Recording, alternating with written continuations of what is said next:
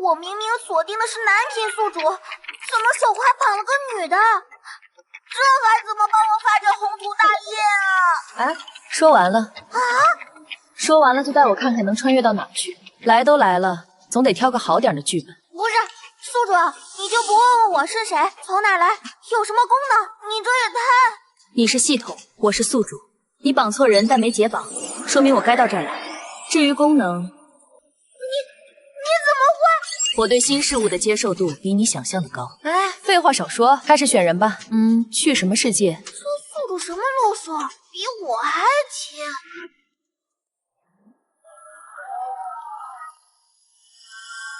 白眼狼！宿主，请随我来，咱们要去到的是大夏王朝。按你们那的说法，这是架空王朝。皇上梁战当初被奴孤一族胁迫上位，接手的是外敌环伺、民不聊生的烂摊子。好在他励精图治，攒下自己的势力，守住了河山，让百姓日子好了些。他是明君，也是这世上气运最高的人。咱们要共享大气运，自然得听皇室。接下来看头号种子选手，当今皇后独孤清代。宿主，你看，这位就是大夏皇后独孤清代，丞相嫡女，太后亲侄女，家世顶配，生的皇子公主都是嫡出。你要是能当她女儿，好累呀。真儿柔儿，你们是嫡出，出生就比旁人高贵，才学了这点就喊累。听话，再学2个时辰才能歇。话是说，但身份硬啊。那皇帝2月没来他这儿了，这皇帝是个有本事的，不可能让独孤家一直压在他头上。总之，谁跟皇后谁倒霉。行，下一个。宿主快看，向华月向贵妃在梁战还是太子的时候就跟了他，但之前怀孕小产后又跟梁战有了隔阂，关系也不复往日恩爱。不过她是定国公主的女，他爹手里有70万向家军，而且娘娘恕罪，奴婢失手。出去吧，春蝉，你来。切，装什么呀？陛下都1个月没碰过她了，以前再恩爱有什么用？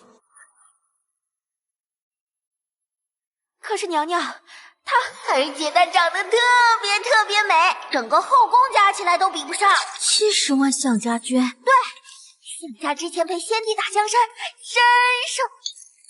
就她了。等，宿主三思。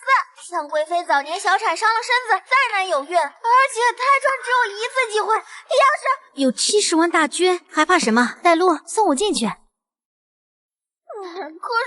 放心，我能带你躺赢，输了算我的。娘娘，宫里刚传来信儿，傅婕妤诊出有孕了，才1个月。才1个月，这后宫里每年怀上的多如牛毛，能平平安安生下来的又有几个？听说太后特意派了白旗太医去照看，怕是要动真格护着这胎。娘娘，您怎么了？是不是吃坏东西了？无妨，只是天气热，胃口不适。宿主你怎么了？我都减弱向贵妃的妊娠反应了，是不是你的情绪波动太大，影响到她了？没什么，只是想起了一些不该记起的事。辛辛苦苦供你学医，让你嫁给老王家傻儿子，报恩都不愿，还跑出去报警，放走那花钱买的媳妇儿，真是养不熟的白眼狼！我这些年打工寄回家的钱，早够还清所谓的恩情，我没错，错的是你们这群法盲！还敢顶嘴，滚出我们村子！我既穿越过来，就绝不会再受人掣肘。恭喜娘娘，贺喜娘娘，你又喜了，已经2个多月了。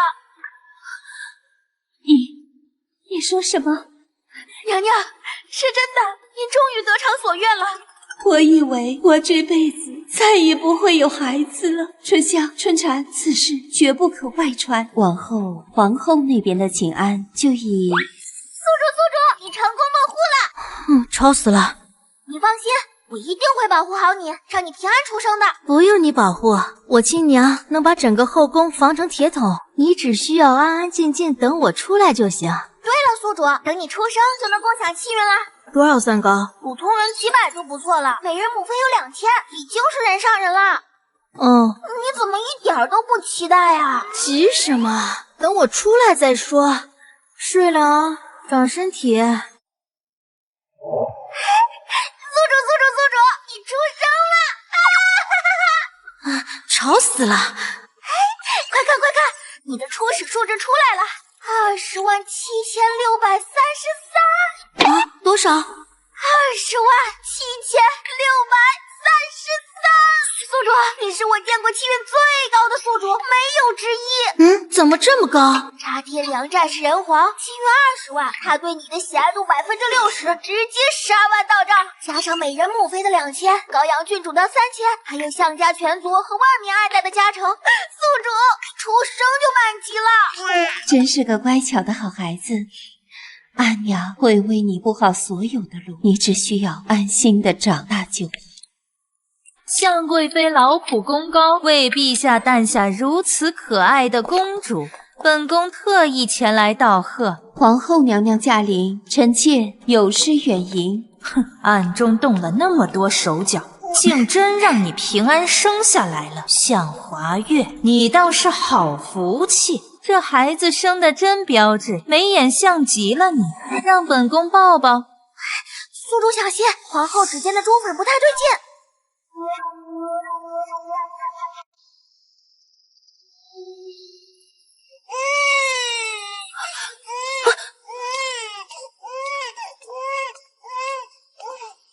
别怕，娘在这儿。皇后娘娘，小公主刚出生，身子弱，怕是受了惊，奴婢先抱去偏殿安抚，免得扰了娘娘兴致。倒是个娇弱的，可得好好养着。皇上到！皇后，崇祯在坤宁宫等你，说是有要事禀报。既如此，本宫就先回了。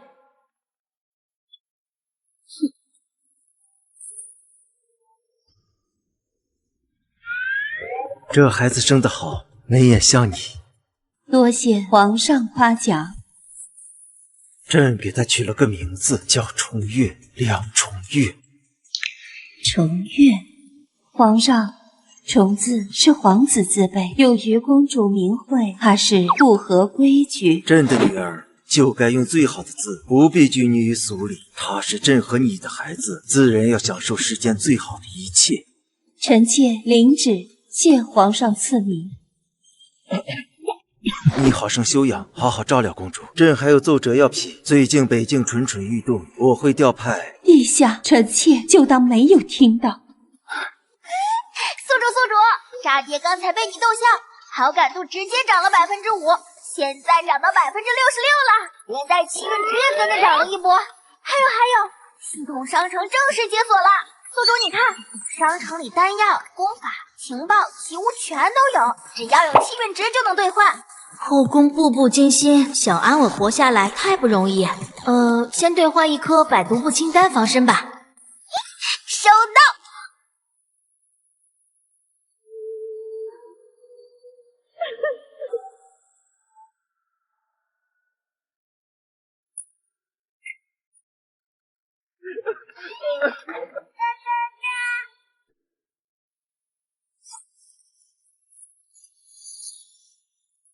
再有7日，我的重月就要行及笄礼，彻底长大了。母后放心，女儿早已能护着你，护着项家，护着自己。宿主，紧急消息，三皇子梁崇祯奉旨回京了，还带了一位身份神秘的女子，那女子气运极高。7日之后，正好赶上我的及笄礼，倒是会挑时候。她现在应该对我、对项家恨意浓重吧？我回来了，我一定会让项家付出代价。向贵妃，梁重月，重月。公主，您亲手种了3年的稻谷，真的能食用吗？会不会有问题？不仅没问题，这品种产量高，能极大的缓解百姓的饥荒压力。你将这些稻谷收割研磨，今晚我就要看到它出现在餐桌上。是，奴婢这就去办。这些水稻种子花了2万气运呢，要是失败了，没有失败的余地。百姓的口粮是根本，而且必须在及笄礼前献给父皇。现在父皇好感度只有85，我得让我的诉求稳稳落地，不能出任何变故。这是什么香气，竟如此特别？朕从未闻过这般纯粹的米香。回皇上，是重月亲手培育的稻谷，今日刚收获研末，想着让皇上尝尝鲜。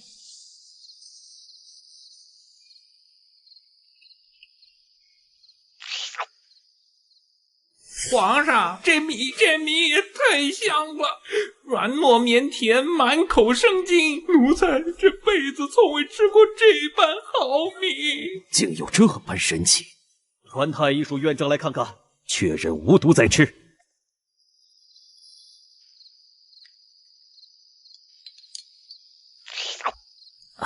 皇上，此米无任何毒素，反而质地精纯，营养醇厚。微臣行医半生，走遍天下，从未见过如此优良的稻种。好，果然名不虚传。重月，这等珍稀稻种，你从何处得来？父皇随儿臣到后院一看便知，这是儿臣耗时3年亲手培育改良的稻种，历经无数次失败才存活下来这片。1年2收，产量翻倍。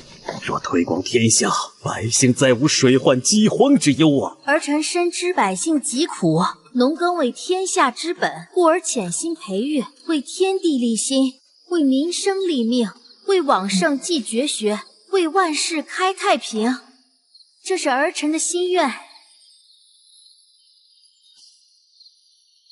此豆名为富月香，是重月培育的良种，1年2收，产量翻倍。你立刻带人研究它的生长规律，适宜土壤与种植之法，必须尽快拿出推广方案，惠及天下百姓。臣遵旨，定不负陛下和公主的厚望。阿姨，取包稻种送去四方台，让他们同步研究，务必摸清所有特性，不得有误。是。现在你还觉得朕之前的决定不妥吗？奴才恭喜陛下，公主聪慧无双，心系天下，实乃大夏之福。陛下得此明珠，又解了民生大患，可谓双喜临门。凭什么？她不过是个女子，凭什么能得到父皇如此看重？我在外拼死拼活，却不如她先听信部培育的稻种。崇祯，你刚回京，先恢复休整。明日重月及笄礼，记得准时参加。儿臣遵旨。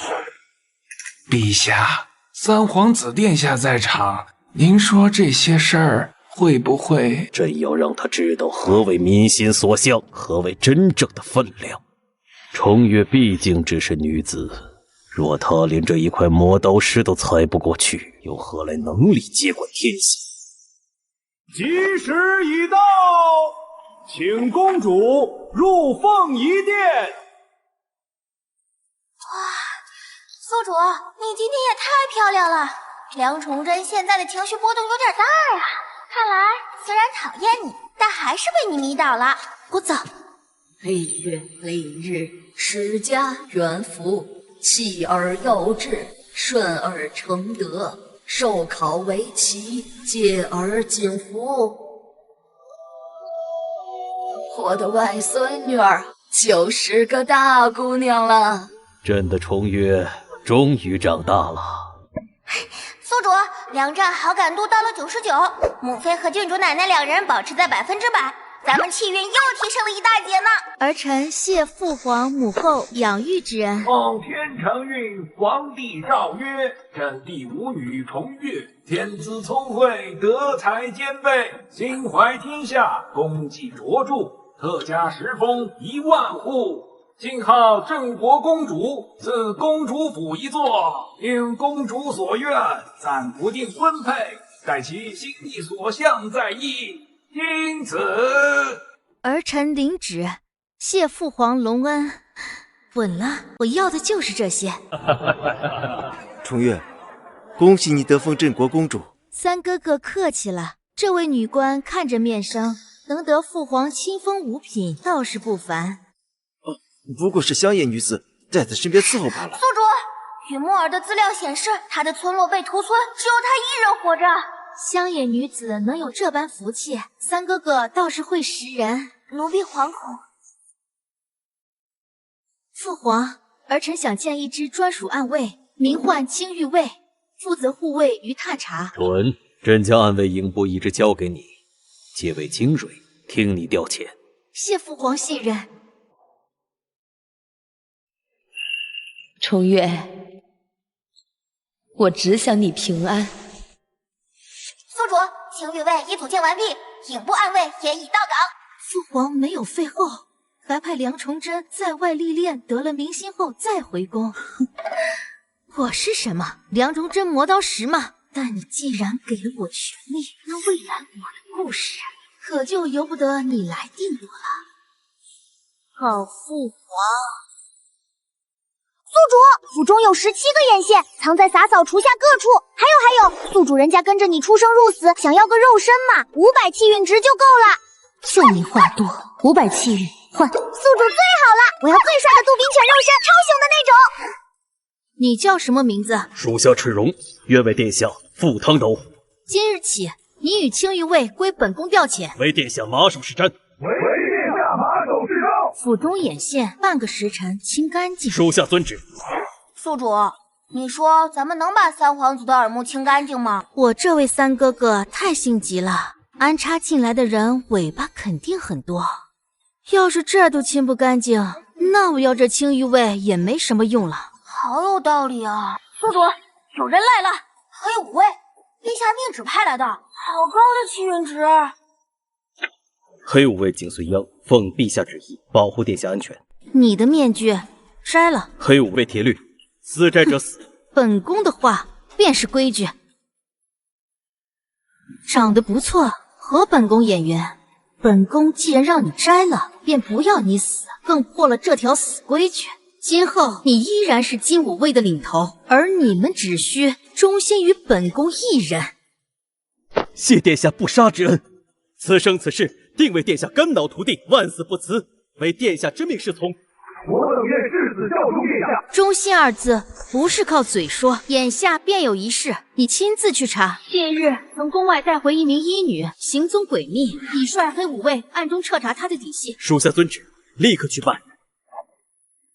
宿主刚才太霸气了，那二位都看呆了。手握实权才是立足之本，明日朝堂之上才是真正的战场。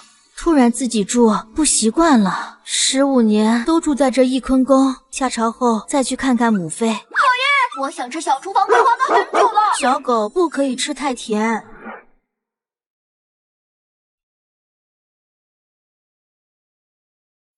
朝中有人催您婚配了。催？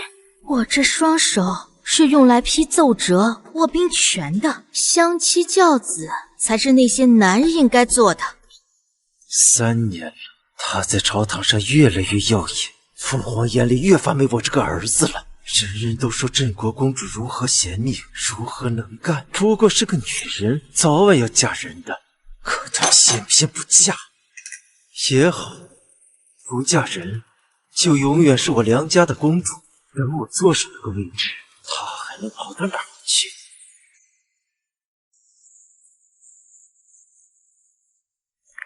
陛下，臣有本奏，臣斗胆进言。陛下恩准镇国公主入朝听政，于理不合，与制相悖呀。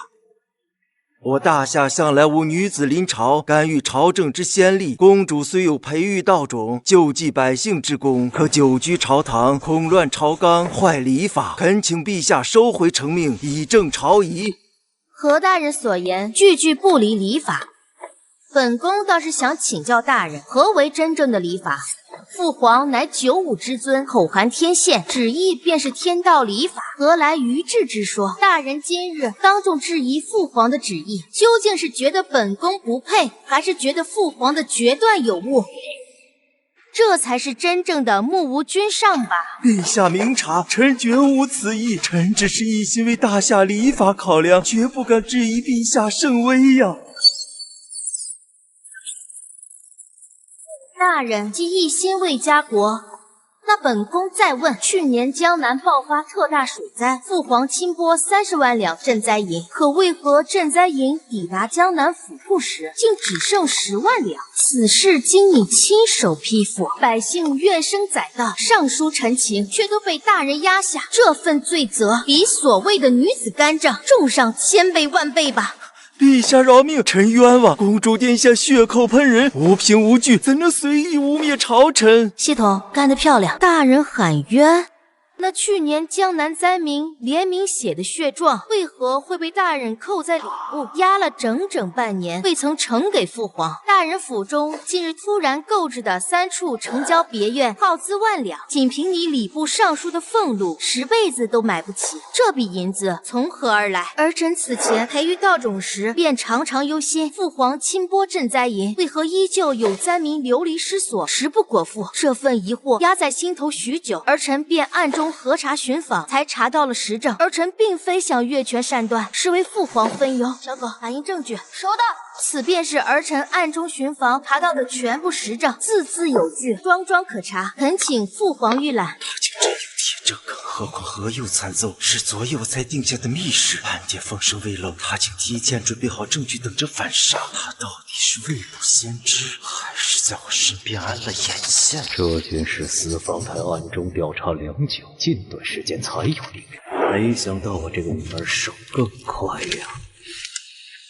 好个老三，何有站队后才敢做这些事吗？好一个忠心为国的何佑，好一个清正廉明的礼部尚书啊！来人，将何佑拿下，革去一切官职，打入天牢，交由3法司连夜彻查，且同党党羽一并查清，绝不姑息。如此有谋略、有胆识的妹妹，才配得上当我的小金丝雀。没关系，重月，你爬得越高，摔得越狠。重月，你能察觉朝中奸佞，查清贪腐旧案。今日春闱放榜，数百落地书生齐聚宫院门前，此案交由你全权彻查，务必查清真相，给天下书生一个公道。儿臣遵旨，并不负父皇所托。春闱一案牵扯颇深，不知道崇祯等人会不会急着露出马脚。这朝堂啊，就像一块磨刀石，永远是磨石；王子们是刀，不磨一磨，永远不知谁堪大用，谁是春闱主考官、副考官以及3位阅卷大臣，近3个月内竟先后7次前往大相国寺祈福，且每次都是深夜入寺，凌晨离去，行事隐秘。更蹊跷的是，大相国寺近日新添了3尊鎏金佛像，耗资巨大，远超寺庙常年香火收入。宿主，我检测到大相国寺后山有高气运之人，咱们去看看。豆蔻，去备好车马，再取一套素衣常服于帷帽来。明日清晨，本宫便亲赴大相国寺一探究竟。宿主，此后有超高气运值，比景思妖还高，能跟万兽沟通，尤其是毒蛇，超厉害的。你在寺前等候，本宫去后山走走。公主殿下，你小心，这狗看着太凶，别伤了人。他只对坏人凶。宿主，我厉害吧？一下子就查到高气运的人了。安分点，带路。宿主，前面柴房里有超强气运波动，还有浓烈蛊毒气息。那个高气运的人体内有海鲜的共生蛊，正在和他魂魄血肉强行融合。这蛊极特殊，融合成功，他就能操控天下万毒，号令蛇虫百蛊，天赋无人能及。我要是撑不住这个痛死了，我也会一起死掉。二国交给你干，是看得起你。你怎么扫的地？怎么留了片叶子在地上，害得我被责罚？佛门清净地竟如此做派，简直妄为出家人！施主饶命！这小和尚性子孤僻古怪，我等只是替寺里管教顽劣弟子，学无恶意。再敢靠近此地，打断你们的腿！怎么救他？商城有龙骨护脉丹，一颗消耗1000气运值，能强行稳住蛊虫躁动，加速共生融合，缓解他的食蛊剧痛。兑换。收到。谢施主救命之恩，贫僧廉耻。不必多礼，我怎忍心见美人落泪？查查她的底细，完整身份。查到了，宿主，他是苗疆药人，不过在被做成药人前的身份还查不到，但他气运只有2万呢。苗疆不是早就没了吗？怎么还会有药人跑出来？以后你的命是我的了，我知道你药人的身份，我能让你生，也能让你死，只要听话，供我驱使，你才有活下来的机会。如你所愿。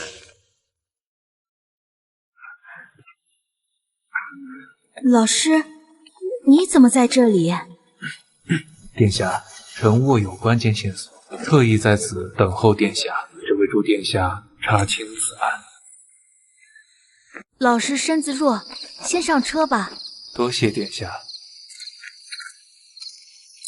宿主，李玉安对你好感度85%，莲池90%，这俩人都要为你死心塌地了。吵死了！莲池就算了，老师怎么也这么高？殿下，这是臣这3年来暗中收集的证据。春闱副考官周岩与礼部侍郎钱锋的往来账目，周岩每次受贿都会分3成给钱锋，账目清清楚楚。周岩是三哥哥的岳父，钱锋是三哥哥的门生。三皇子这是要把春闱变成自己的死。殿下，那位周大人府上有古怪，贫僧也不知为何，只是靠近州府方向时，总觉得心里发慌，像是有什么东西在暗处盯着贫僧。莲池这是药人血脉的本能感应，他体内的蛊能感知蛊毒气息，但他自己还不知道这能力怎么用。日后会知道的。景随央，属下在。周岩有个管家叫周福，每周五深夜去城东如意赌坊，明日便是周五，你带人把他请回来。是，属下一定办到。要活的，要完整的，要能开口的。属下明白。去吧。是。殿下，公主今晚去了大香果寺，见了李玉安，还带回一个和尚。那和尚生得极好，眉间有一点出沙。和尚什么来历？瞧不到，像是凭空冒出来的。盯紧他，妹妹不会无故带和尚回府。是。还有，周岩那边问周府被人盯上了，要不要？不用管，周府不过是个管家，抓了就抓了。周岩知道该怎么。重月呀重月，你查案再厉害，能想到父皇会死在自己手上？你们为什么跟着我？这是什么？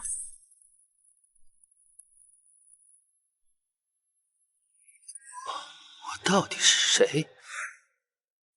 宿主，州府方向有强烈的蛊毒气息波动，州府体内有子母蛊的子蛊，一旦他招供，母蛊就会感应到，催动子蛊噬心，他活不过今晚。什么？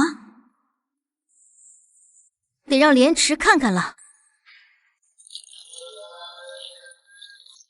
就是他，盯紧了，等他从后门走。今晚他手气差，容易提早离开，盯紧。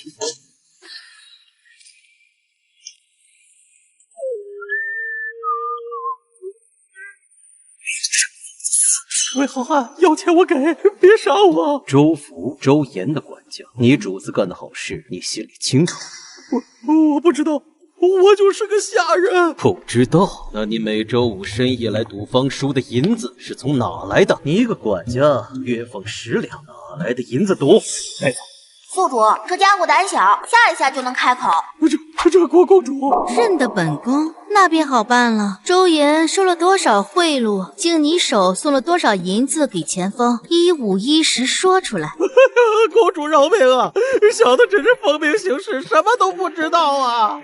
哼，不知道？那本宫帮你想想。景随央，我说，他不对劲，殿下小心，这是什么东西？好像在动，在往他心脉走。宿主，就是那个子母蛊，能救吗？莲池体内的是万蛊之王，就看他会不会用了。他会用的。你别动，我帮你。贫僧做了什么？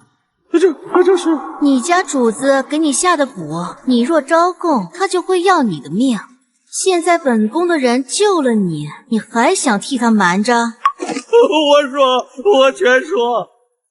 周岩每次受贿都让我经手，账目藏在书房暗格里，他还让我给钱大人送过银子，前后送了8次，一共12万两。前锋是三皇子的人，那些银子有一半都进了三皇子府。书房暗格在哪儿？在书房书架后面第3层左边第3本书，拉开就有机关。殿下，贫僧刚才看到了一些东西。什么东西？很模糊，一个女人抱着2个孩子在跑，后面有火。不用着急去想，日后会想起来的。你让景随央带你去州府，也许能想起什么。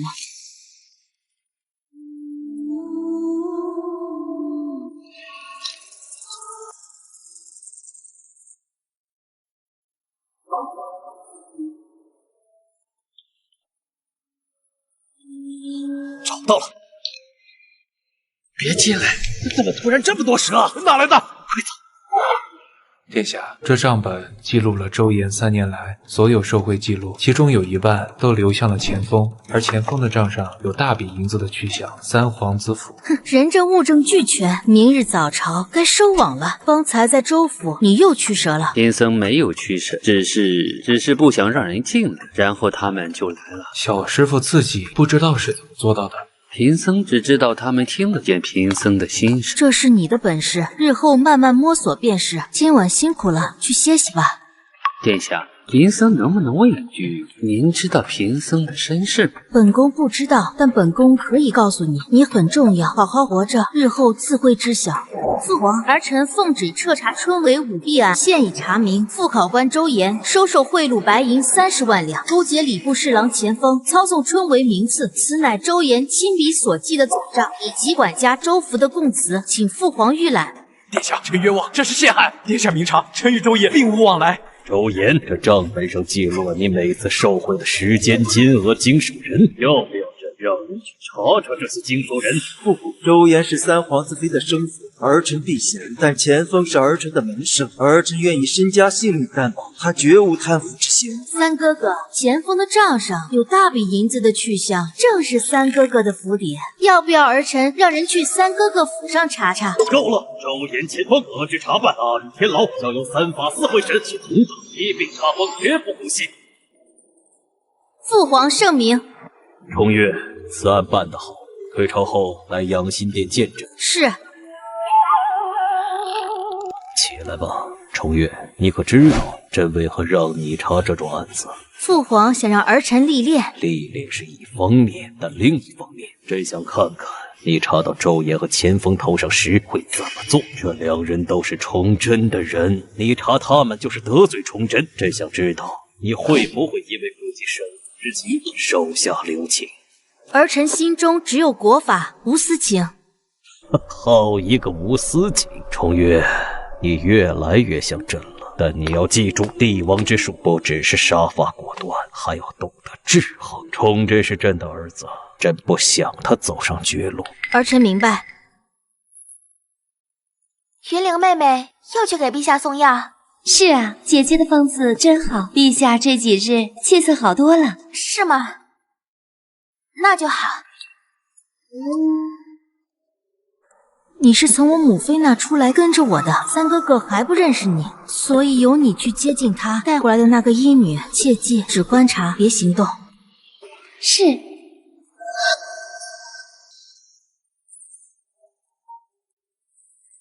殿下，奴婢按您的吩咐，这几日特意与云木儿交好。她起初防备，但听说奴婢也是孤身一人入宫，便渐渐放下了戒心。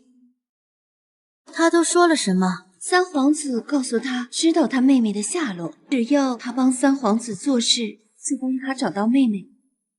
什么事？给陛下下毒。三哥哥就这么迫不及待？你之前不是说屠存只有他一个人活着吗？对，我这边信息不会出错，他是苗疆最后的一脉，村落被屠，他和妹妹逃出后失散，但妹妹还是被找到杀了。那三皇子骗他的。他可说了是什么毒？他说是一种慢性蛊毒，3个月后发作，会让人神志不清，任人摆布。他起初不肯，但三皇子拿他妹妹的性命要挟，他不得已才答应。好一个三哥哥，用亲妹妹逼人卖命。殿下，陛下安危要紧。不急，云玲，你继续取得他的信任，从莲池那边拿解药把毒换掉，然后告诉他一个真相。什么真相？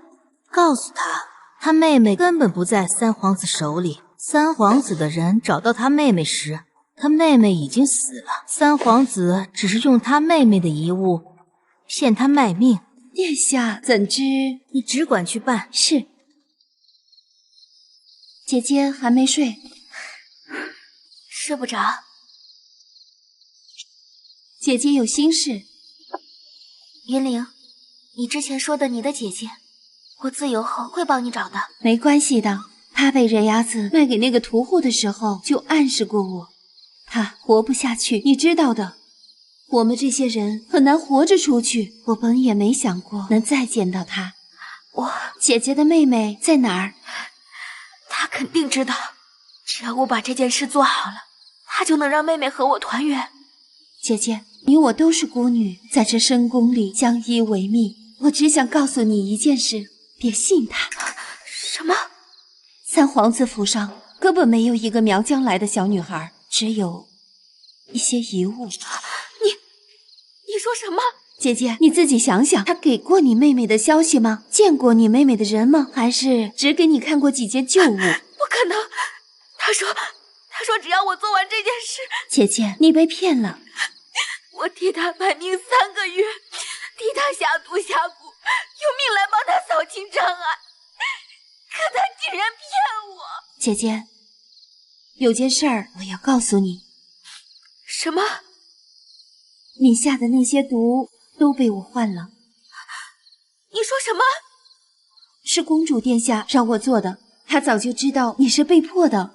她说，你若醒悟，她可以救你。公主，她知道？公主什么都知道，她知道你妹妹的事，知道三皇子骗你，知道你下的毒。她本可以揭发你，让你死无葬身之地，但她没有。为什么？因为公主说你也是可怜人。殿下，云墨儿已经知道真相，她说她愿意将功赎罪，只认三皇子。她可知道只认三皇子，她自己也是死路一条。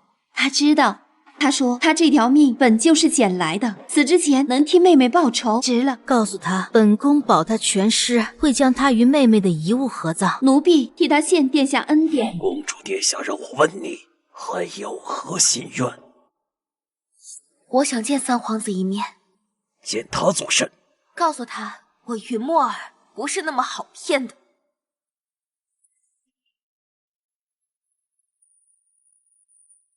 云墨儿被抓了。是，殿下。他会不会供出？他没那个机会。天牢里我有人。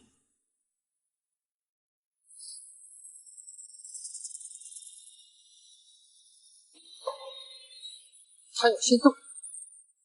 殿下，为何不直接借此扳倒三皇子？谋害圣上可是重罪。不急，现在拔萝卜还带不出泥。我跟三哥哥斗了一段时间了，大哥二哥却一点反应都没有，你说正常吗？这几分得注意一下。这是边关送来的密报，北境近日频繁调动兵马，似有南侵之意。北境夺位的厮杀结束了，新王是谁？据说是一个叫燕阳的年轻人，3个月前突然崛起，杀了老北境王和所有皇子，自立为王。此人手段狠辣，用兵如神，但来历成谜。宿主，我查到了一点资料。燕阳原北境王庶子，生母是大夏的宫女，从小受尽欺凌，后被逐出王庭，不知所踪。3个月前突然出现，杀了意图篡位的兄长，自己坐上了王位。大夏宫女生的？是，资料显示他还有一个弟弟，当年他被追杀的时候交给了别人，之后不知所踪。还有这个广陵王最近在私铸兵器，虽然对外说是修缮府库，但数量对不上。广陵王手里有10万兵马，他若有不臣之心，所以殿下若要征除，必须握有兵权。项家有70万大军，但陛下不会让项家独大，殿下需要在朝中配置自己的人，同时关注边关战事。北境虎视眈眈，若有机会，我亲自出征。殿下，战场凶险。老师，我不怕凶险，我只怕手中无权，护不住想护的人。臣明白了，臣会帮殿下一步步走到那个位置。听说了吗？三皇子的人在传，镇国公主死要暗卫，结党营私。嘘，这话可不能乱说。不过公主确实风头太盛，刚办完科举舞弊案，又插手边关事务。女子干政本就是祸端。三哥哥动作倒是快。殿下，那些谣言太过分了，要不要属下去查谁在散布？不用，让他们传。啊？传得越凶，父皇越是关注。等谣言传到父皇耳朵里，我再去解释，效果更好。不懂？不懂。但殿下说什么都是对的。傻狗。殿下。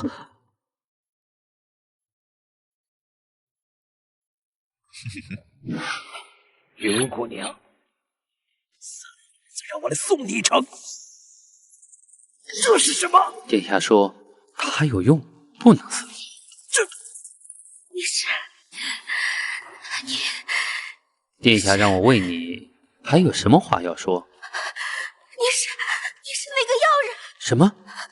我们从北京买来当做药人的人里，有一个被王氏抛弃的，他们给他中了万古之王，而他的眉心，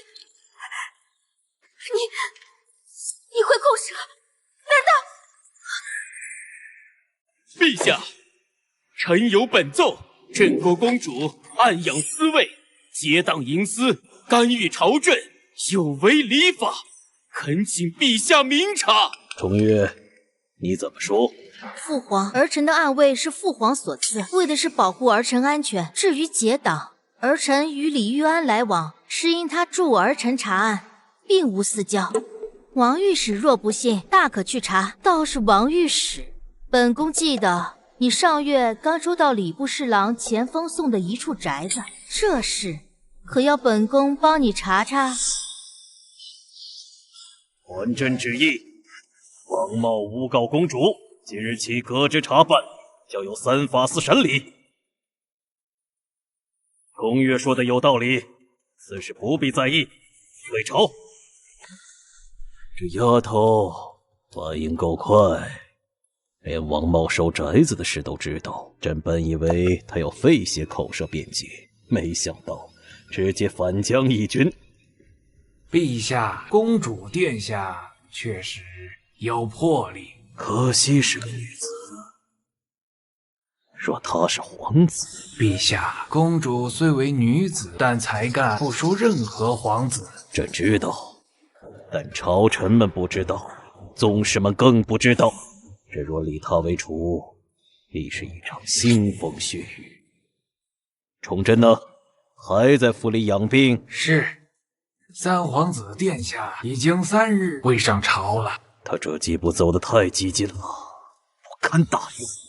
不对老大老二下手，倒是对我下手，蠢笨如猪。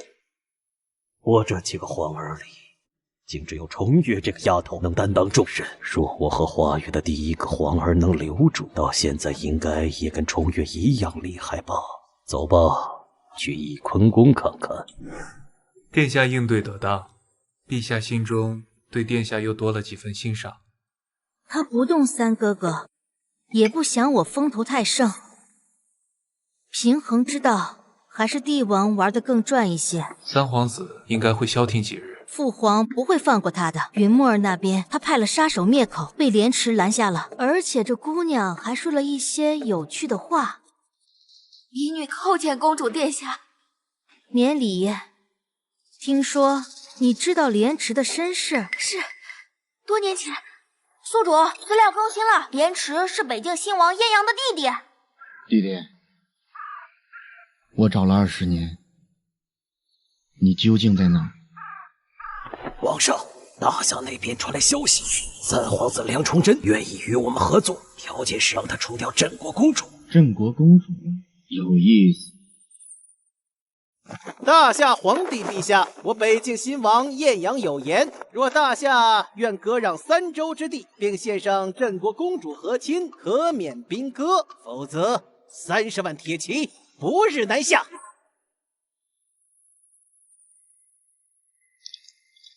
陛下，北境兵强马壮，不宜硬拼，不如放屁！割地求和，丧权辱国。是啊，父皇，儿臣愿领兵迎战。你可知道北境30万大军意味着什么？儿臣知道，但儿臣更知道，大夏的江山一寸都不能让。公主好大的口气！我们新王说了，他看上的是你的美貌，不是你的本事。你若嫁过去，荣华富贵享之不尽，何必送死？告诉你们新王，让他洗干净脖子等着，本宫会亲自取他项上人头。还朕旨意，封镇国公主梁重月为兵马大元帅，即日起整军备战，伐晏阳。你们，殿下，臣身子弱，曾随军出征，但臣会留在京城，为殿下看好后方。老师保重。属下愿随殿下出征，誓死护卫殿下周全，请誉为丞相，愿随殿下赴汤蹈火。殿下，贫僧也去。好，都跟上。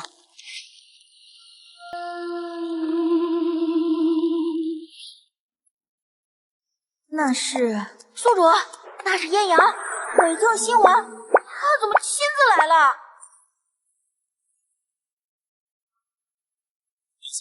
要不要追？不用，他故意露面的。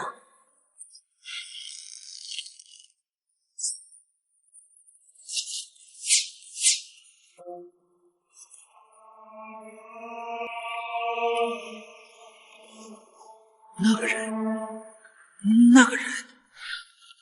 今日一战，我军损失多少？回元帅，粮草被烧大半，将士死伤300余人。传令下去，从明日起，所有粮草分3处存放，日夜有人看守，另派斥候查清北境军的布防。是，殿下。今日那个晏阳好生奇怪，他明明可以走，非要回头看一眼。他是故意的，他想看看他要求娶的镇国公主长什么样。此人行事诡异，殿下要小心。你今日说看到那个人心里难受，为什么？贫僧不知道，只是觉得那个人好像认识贫僧。也许他真的认识你。弟弟，你也在他身边。元帅，北境军驻扎在30里外的琅琊谷，地势险要，易守难攻。琅琊谷只有2条路可进，正面强攻伤亡太大。传令下去，明时寅时造饭，卯时拔营，移师10里坡。10里坡，那里地势开阔，无险可守。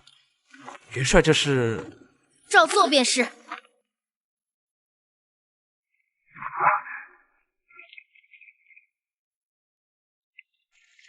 下，10里坡却是无险可守。晏阳若来攻，我就是要他来攻。皇上，大夏军明日拔营，移师10里坡。10里坡，那不是找死吗？大夏主帅莫非是个草包？草包？能一箭射伤我的人会是草包？他这是故意引我出战，有意思。传令下去，明日全军出击，我倒要看看这位镇国公主能玩出什么花样。公主殿下，我们又见面了。今日你若投降，我仍愿以江山为聘。进宫。放箭！好，好，这才是我看中的女人。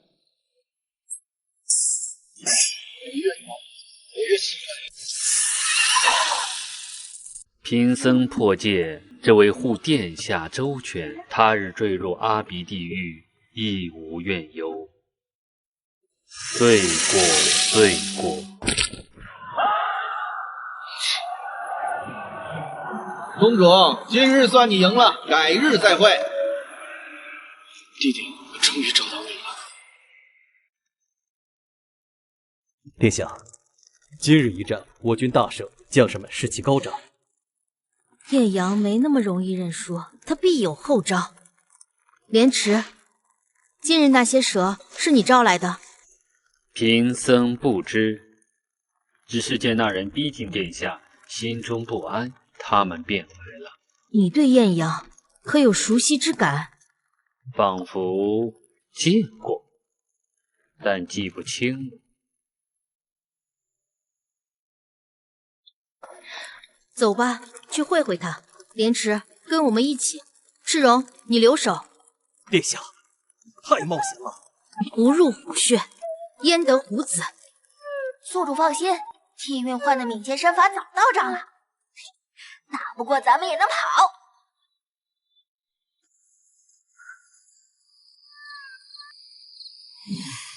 公主深夜来访，怎不提前知会？我好备酒相迎。来，坐。正好我也睡不着。你身边这狗倒是挺帅。真有眼光。你倒是不怕我杀你？你杀不了我，我也杀不了你。既如此，不如聊聊。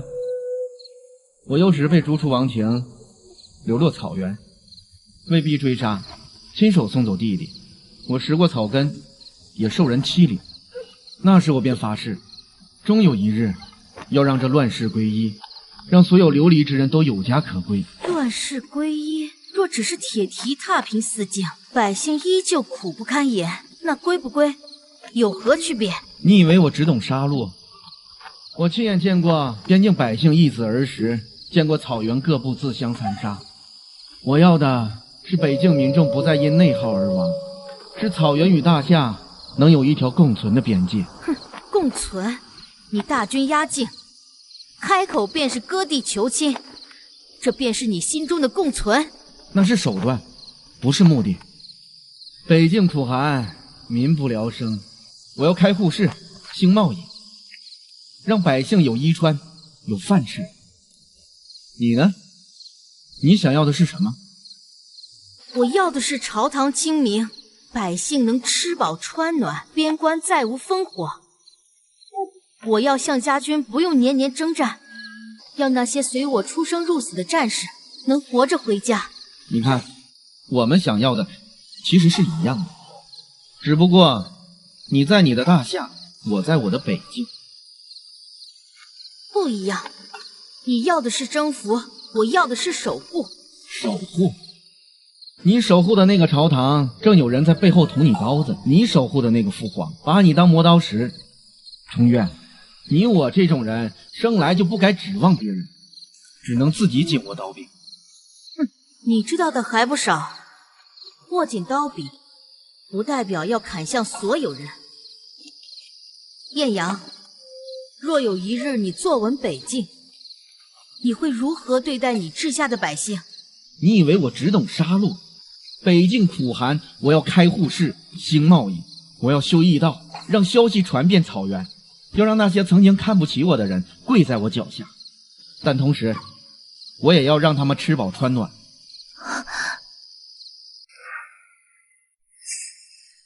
你倒是想得长远，我既再走这一遭，就总该做点什么。若能让这天下百姓活得像个人，才算不枉此生。百姓在，江山才在。你我争来争去，争的不就是这天下的人心吗？程月，你我都明白，你治下靠的是恩，我治下靠的是威。手段不同，根子一样。道不同，道不同，但心相同。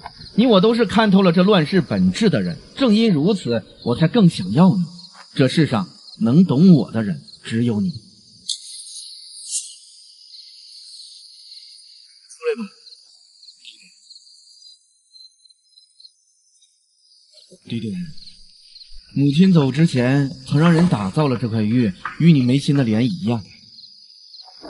当年我被人追杀，迫不得已才将你送出去。我只想你能活命。施主认错人了，贫僧自幼出家，无亲无故。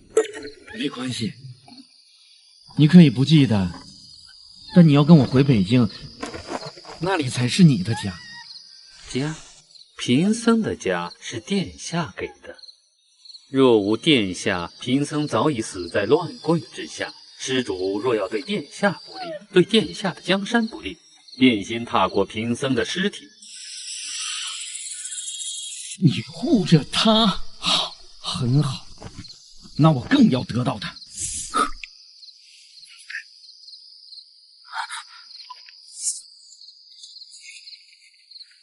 哼，莫名其妙的小疯子。宿主，好奇怪啊！他气运很高，但他对你的不是好感度，而是爱意和恨意，还都是50%。哼，管他多少，在战场上就是敌人，要么生，要么死。无论你做什么选择，我都尊重你，跟随自己的心走。贫僧只是殿下的廉耻，为殿下生，为殿下死。这点，你护着他，我就更想得到他。重渊，你等着。殿下，您一夜没睡，睡不着。廉耻，过来坐。殿下有何吩咐？不是吩咐，是想问你，昨夜那人说的话，你信吗？贫僧不知，但他看贫僧的眼神不像作假。那你想跟他走吗？殿下，贫僧没有过去，只有现在和未来。贫僧只是殿下的廉耻。殿下，事后来报，北境军有异动，他们在甲骨营寨，没有继续进攻的迹象。艳阳在等什么？殿下的剑法越来越好了，殿下的心也越来越硬了。小师傅，你这话是什么意思？贫僧只是觉得殿下身上担子太重了。元帅，今晨即信。殿下，怎么了？老师来信。哼，大皇子和二皇子在朝中串联，弹劾我拥兵自重，图谋不轨，让他们先跳，跳得越高，摔得越惨。我就知道你会来。嗯，你怎么知道？星星告诉我的。听说你朝中有人想动你，你消息倒是灵通。你的事儿我都想知道。重渊，若你在朝中待不下去，随时可以来北京，我北境王妃的位置永远给你留着。就算我在大夏待不下去，也不会去北境。我就知道你会这么说啊，所以我帮你打听了个消息，你们的大皇子最近在暗中联络狼瓦。狼瓦？对，狼瓦最近局势动荡，新王是申屠烈，勾结大越，还想趁你我交战坐收渔利。你告诉我这些，为什么？因为我想让你知道，这世上只有我是真心对你，其他人都想害你。谢了，但到底有几分真心实意，你自己心里清楚。我们不会成为朋友，我那些为守护大夏江山而牺牲的将士，也不会允许我成为北境王的朋友。是敌人，但也可以成为知己。重渊，我等你。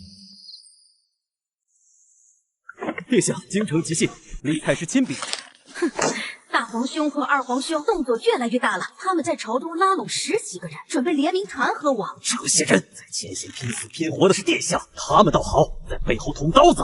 哼，让他们闹。老师信中说，父皇已经察觉到不对，但暂时按兵不动。陛下这是？父皇在等他们露出更多马脚。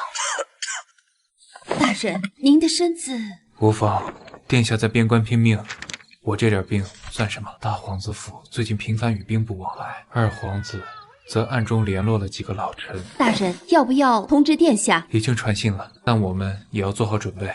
云灵，你继续盯着大皇子府，有任何异动立刻来报。是。殿下，京城的事很麻烦吗？麻烦，但能解决。需要贫僧做什么吗？你能做什么？贫僧的蛇可以帮殿下盯着很多人，等殿下回京，贫僧可以用他们盯着那些想害殿下的人。好，等我回去，有的是你用武之地。皇上，这可是好机会，大夏内乱，我们正好趁虚而入。趁虚而入，我艳阳要赢，就要赢得光明正大，趁人之危，那是废物干的事儿。而且大越的军队已经到狼瓦了，他们要做什么，不是一目了然吗？与狼瓦交界的所有边境全部加派兵力，就从我们这边抽调过去，这边以奇袭骚扰为主。我倒要看看他会怎么收拾这个烂摊子。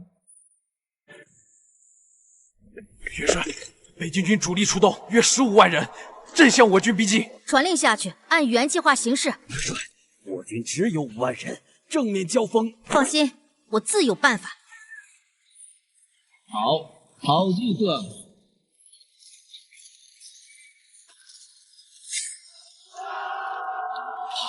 中计了。艳阳，束手就擒吧。趁手杀我！钟越，今日算你赢了，但我不会放弃的。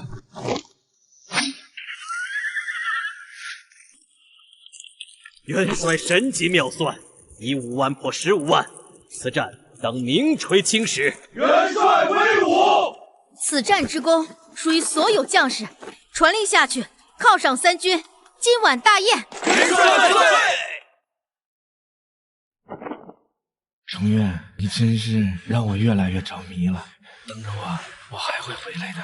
殿下，李太师的急信。大皇兄和二皇兄果然还是动手了。殿下，大皇子联合康王在朝堂上弹劾您拥兵自重，意图谋反。二皇子则暗中传来了几个老臣，准备附议。殿下，咱们得赶紧回去。不急，边关战事还没彻底结束，贸然回京反而落人口实。那殿下打算怎么办？哼，让他们闹得越大，父皇越会看清他们的嘴脸。传信给老师，让他稳住朝中局势，盯紧他们的一举一动。父皇，梁崇越拥兵5万，在边关不听调令，长此以往必成大患。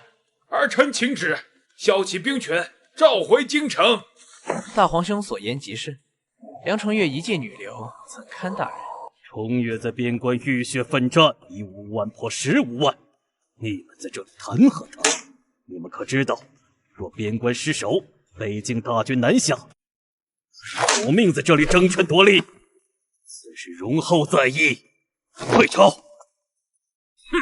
父皇这是铁了心要保那个丫头。咱们慢慢来，先让朝中舆论导向我们。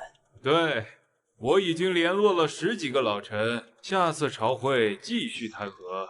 只要闹得够大，父皇也不能一手遮天，那就慢慢玩。我倒要看看他能撑多久。无妨。云陵，大皇子府那边可有动静？回大人，被陛下压下后，他们并没有进一步的动作，似乎在等什么。他们在等机会。传信给殿下，让他安心边关。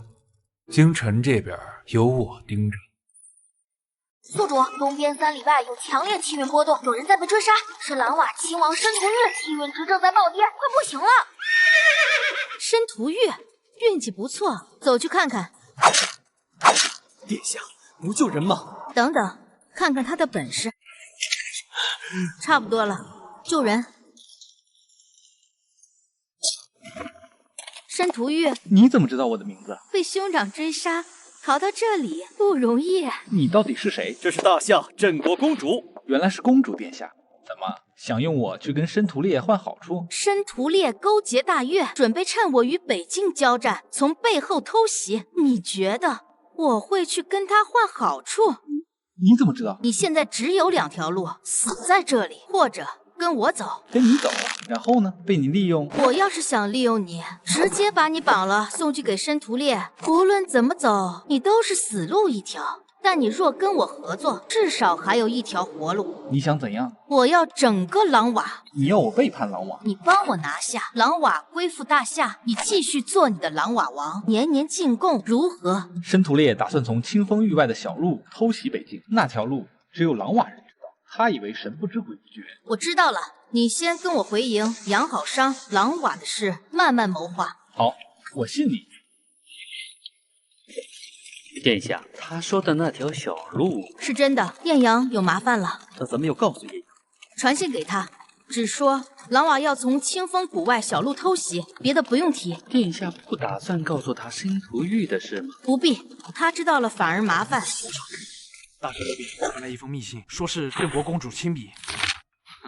狼娃要从清风域外偷袭，那个蠢货申屠烈倒是会挑地方。重月，你消息倒是灵通，可你怎么知道这条路的？有意思，有意思。不管怎么样，这份人情我记下来。殿下救命之恩，申屠玉铭记在心。今往后，我这条命就是殿下的。命先留着，帮我做事。殿下让我做什么都行。说说狼娃的情况。我兄长申屠烈勾结大越篡位，现在有兵力8万，我的旧部还有3000人藏在狼牙山，随时可以起事。3000对8万，硬拼不行。殿下，只要能杀申屠烈，让我做什么都行。你倒是不怕死。我怕死，但我更怕窝囊的死在他手里。怎么了？没事，旧伤，养养就行。你兄长打算从清风谷偷袭北境？那条路只有狼娃老人知道，他以为神不知鬼不觉。他已经告诉大越了。没有，他想独占功劳，等拿下北境再跟大越分账。那就好办了，他不知道，我们知道。殿下有计划了？清风谷地势险峻，只能过清奇。若艳阳在那里设伏，申屠烈的人马有去无回。可咱们跟燕阳是敌人，他会信吗？已经告诉他了。唇亡齿寒，他死了，下一个就是我们。至于申屠烈，等他的人马折在清风谷，就是你动手的时候。殿下，我申屠玉对天发誓，事成之后，狼娃永为大夏藩属。先把伤养好，到时候别拖后腿。遵命。清风域那边已经布好伏兵，只等狼娃的人来。申屠烈那边有什么动静？还在集结兵力，看样子是真打算动手。他以为自己在渔翁得利，却不知道大越那把刀早就架在他脖子上了。皇上，咱们要不要趁机等他们先动？重月，你这份人情，等你回来，我好好还你。施主的伤不简单，什么意思？贫僧只是提醒施主好好养伤，有些伤拖不得。狼娃的事我已经告诉艳阳了。殿下，您跟艳阳不是交情，是利益。他若被偷袭，北境一乱，狼娃和大越下一步就是我们。那艳阳信了吗？信不信不重要，他会在清风谷设伏，申屠烈的人马有去无回。那咱们什么时候动手？等清风谷的消息，等他兵力空虚，就是你回狼娃的时候。好，我就知道你会来。狼娃的事你知道了？清风谷我已经布好伏兵，申屠烈那个蠢货害多少死多少。那就好。程月，你知道吗？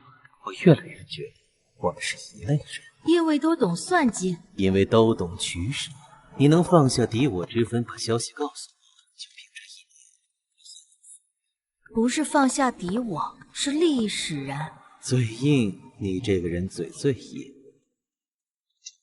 我有个问题想问你，说，若有一日北境和大夏真能共存，你愿意坐下来跟我喝一杯酒吗？若你一直保持这个态度，那么这一天不会来。万一呢？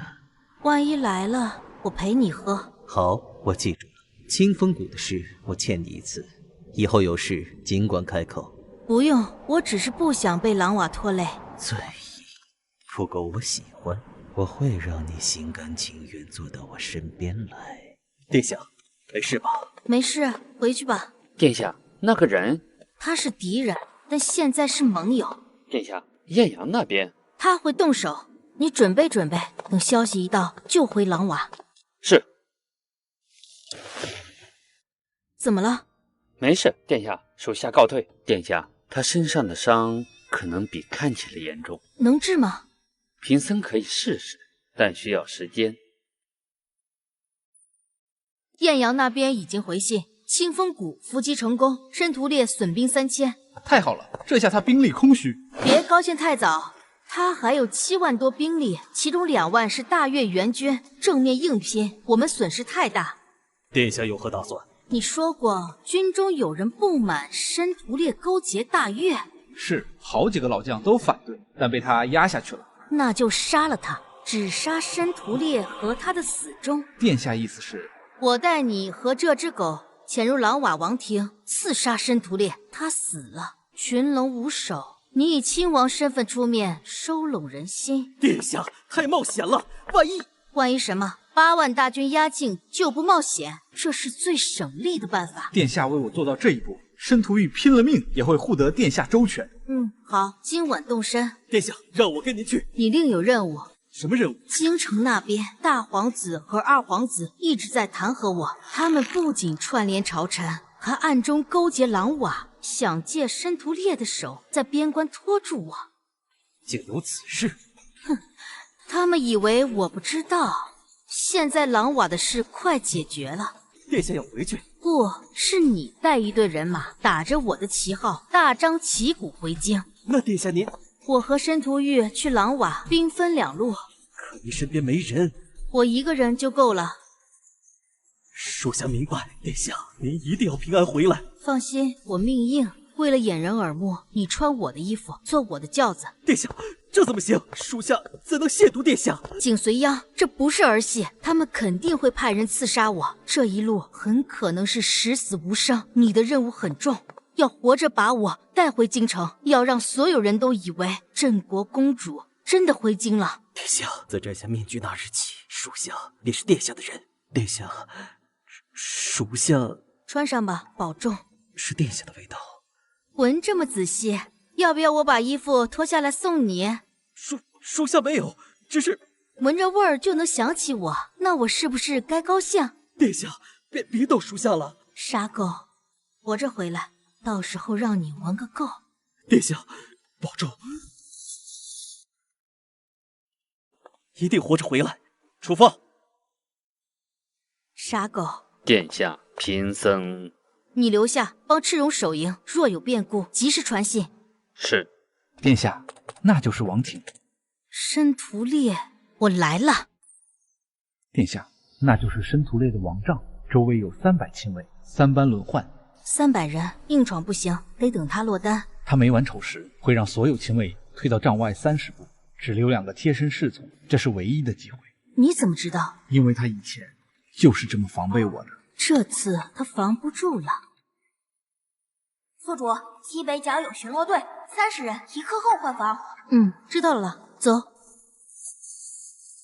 殿下，这狗成精了？比你聪明。他听得懂？他什么都懂。左边那个交给你，右边那个我来，你进去杀他。殿下放心。别急，等我信号。是。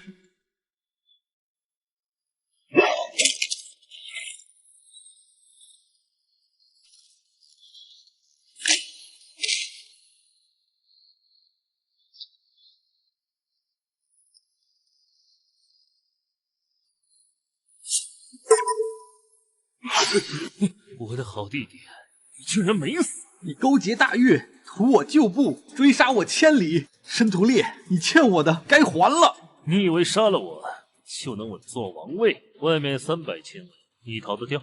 那是我的事。听说你被大夏公主救了，你和我有什么区别？不都是当别人的狗？区别大了。他对人好，是因为他眼里有活生生的人。你呢？你眼里只有自己，你甚至不在乎狼瓦，所以你该死。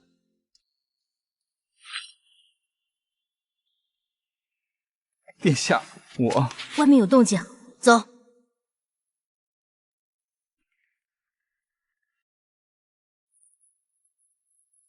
你说的这条路通向哪儿？废弃的马厩，3条就是城外。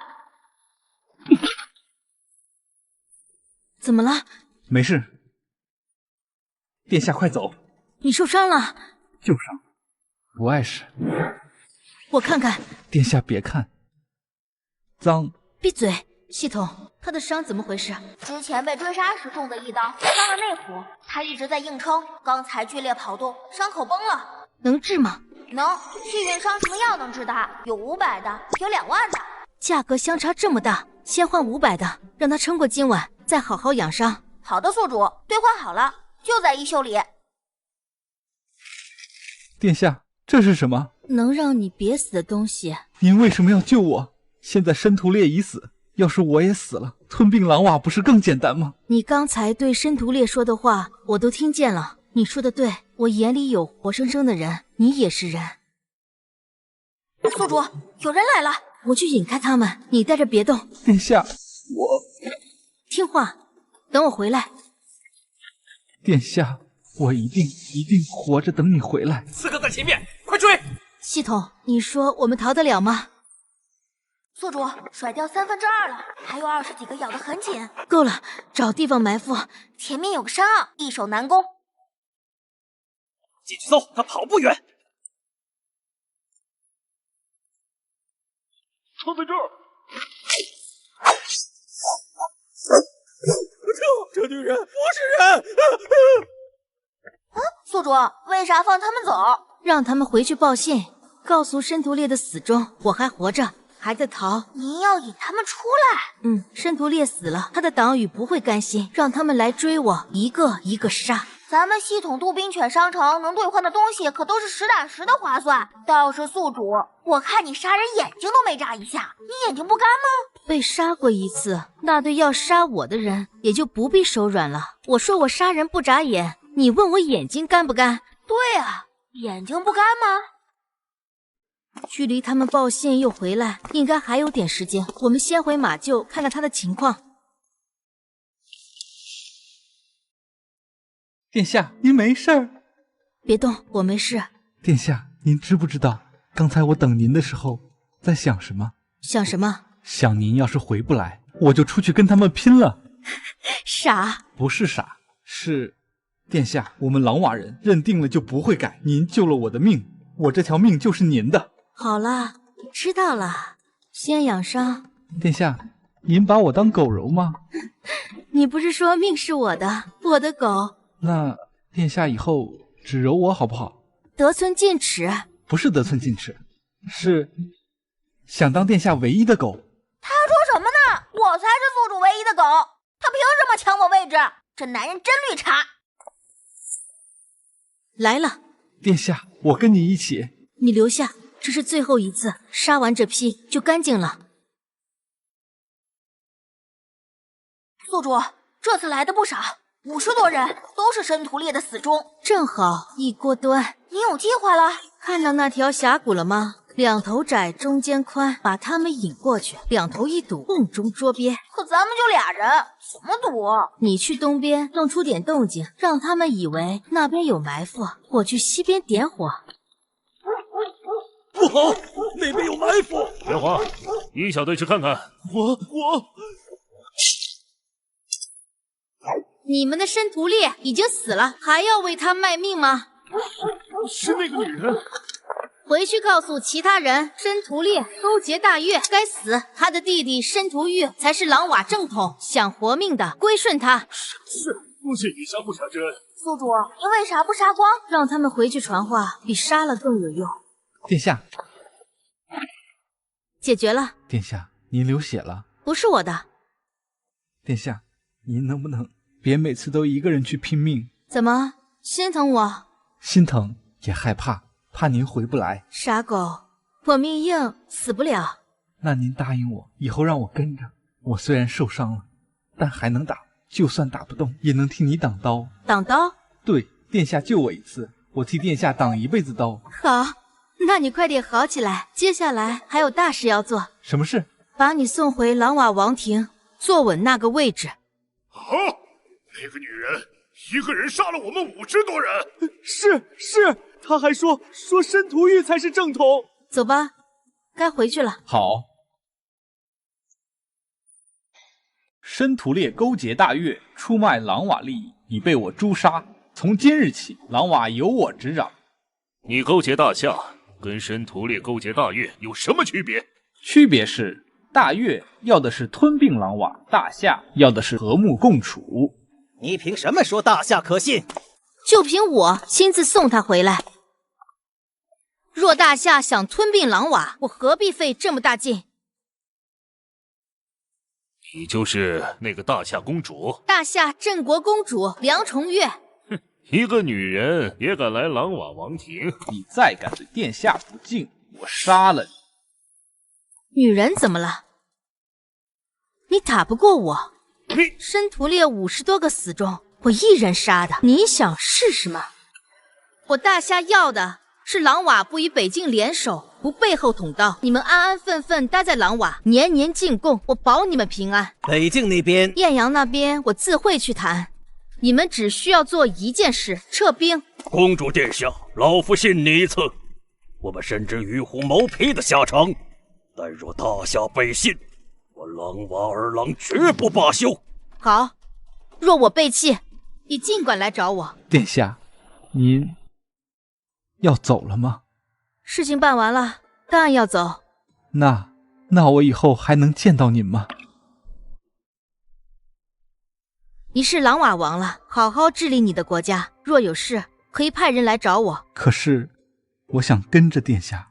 傻狗，你跟着我干嘛？替我挡刀？对，替殿下挡刀。殿下让我往东，我不往西；殿下让我死，我不活着。那你就好好活着，把狼瓦治理好，这样我才有底跟大越和北境周旋。殿下，您需要我？需要，我说过我需要狼瓦，所以我也需要你。你是我的人，你的狼瓦就是我的后盾。殿下放心，我一定把狼瓦治理得妥妥当当。殿下什么时候需要我，一句话，我立刻到。保重。殿下，保重。殿下，景绥阳出事了。殿下，你在哪？斥候确认了3遍，念教被毁，黑五卫战死，殿下也下落不明。殿下不会死。你怎么知道？贫僧的蛇没有传来死讯。蛇？贫僧留了蛇跟着殿下。可景绥阳他们毫无踪迹。殿下若还活着，为什么不回来？殿下有殿下的打算，我们只需要等。父皇，重月妹妹在回京途中遭遇盗匪，不幸罹难，儿臣痛心疾首，恳请父皇下旨彻查，为妹妹报仇。是啊，父皇，那些盗匪胆大包天，必须严惩。重月那丫头怎么可能死在一群盗匪手里？这里面一定有鬼。陛下，公主殿下的遗体还没找到，没找到就不算死。传令下去，活要见人，死要见尸。父皇，怎么？你这么急着给妹妹办丧事？大人，您喝口药吧。不喝，殿下还没回来，我喝什么药？大人，您这样身子会垮的。殿下不会死，他答应过我要活着回来。公主殿下，多治也会惹来灾祸。玉安哥哥可以陪着我啊。玉安没办法，时时刻刻在您左右，您要保护好自己。若他真死了，我活着还有什么意思？你到底念够了没有？贫僧在替殿下祈福。祈福有用吗？殿下救了贫僧，给了贫僧一条命，贫僧能做的只有这些。别念了，我回来了。有景未央的消息吗？全军覆没，景绥阳下落不明。下落不明？贫僧的蛇没有找到他的尸体。殿下，您去哪儿？京城，有些人该死了。殿下，不等天亮再走吗？等不了，景绥阳下落不明，我一刻都等不了。殿下是在担心景施主。宿主，前面有驿站，可以换马。二位这是赶夜路？有急事？听说了吗？镇国公主在回京路上被杀了，京城那边都传遍了。现在这世道，连公主都赶上，不太平啊！你们可要小心一点。施主从哪里听说的？都传开了，说是大皇子和二皇子在朝堂上哭得不行，哭得不行。好啊，让他们哭，等我回去，让他们哭个够。殿下，先回哪儿？不急，先找个地方落脚，等天亮。可天亮后，我自有办法。先去找老师。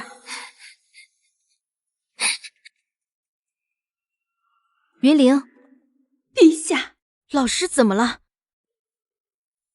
大人他听说殿下遇难，就不肯喝药，也不肯吃东西，已经3天了。莲池，过来看看。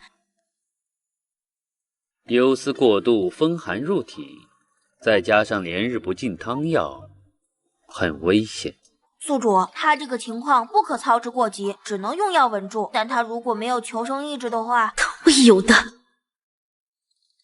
老师，我回来了，你睁开眼看看我。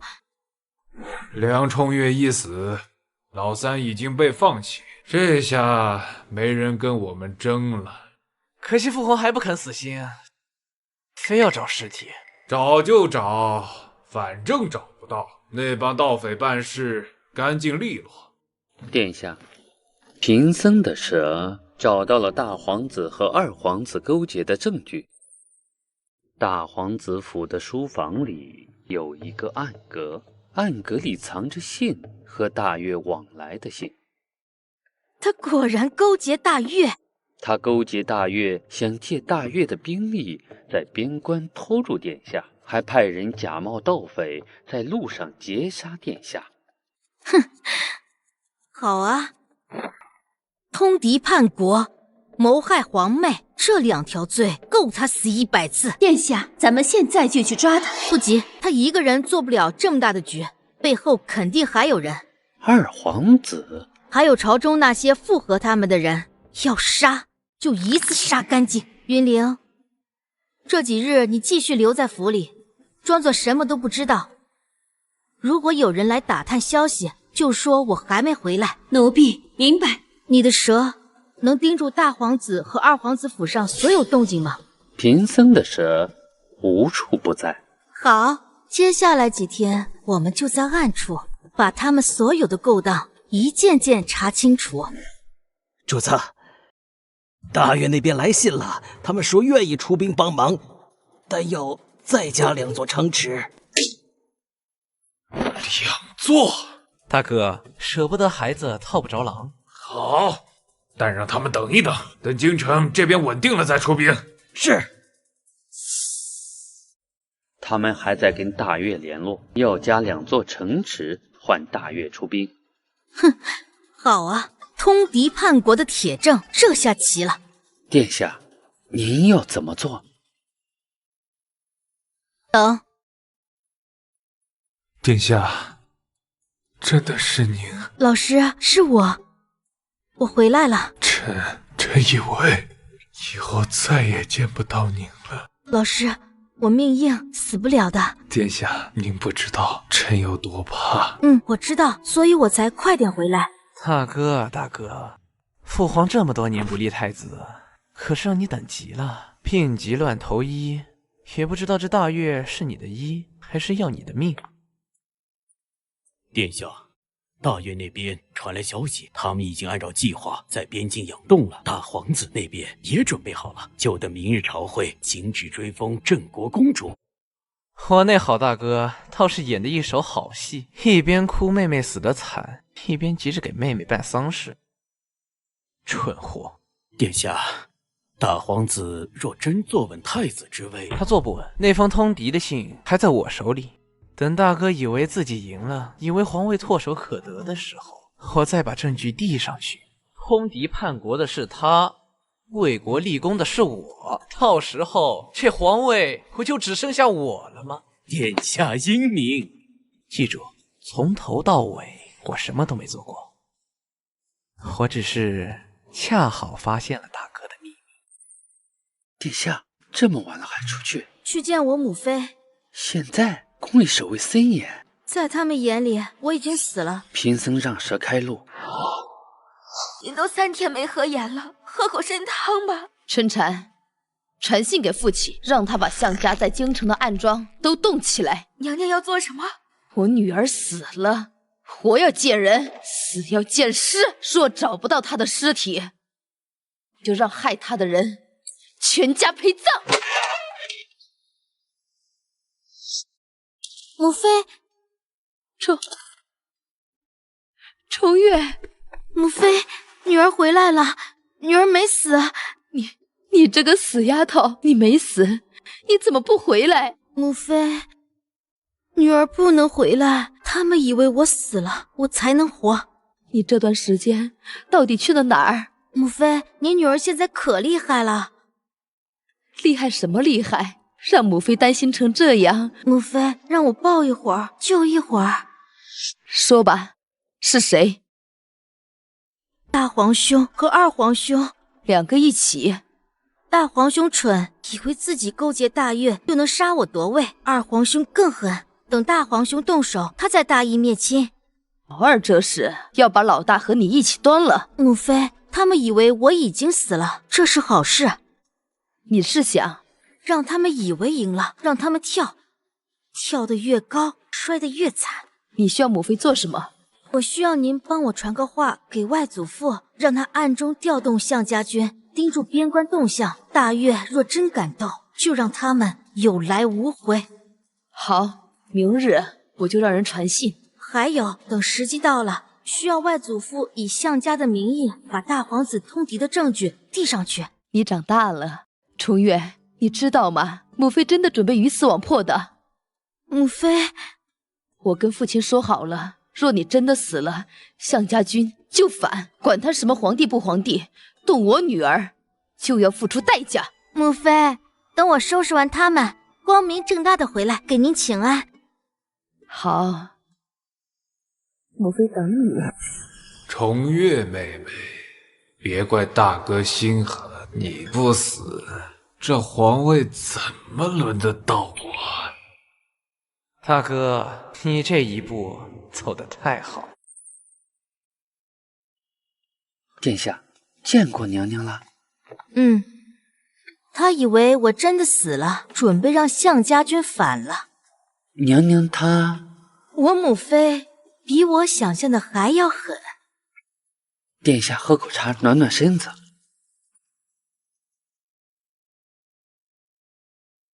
大皇子那边什么情况？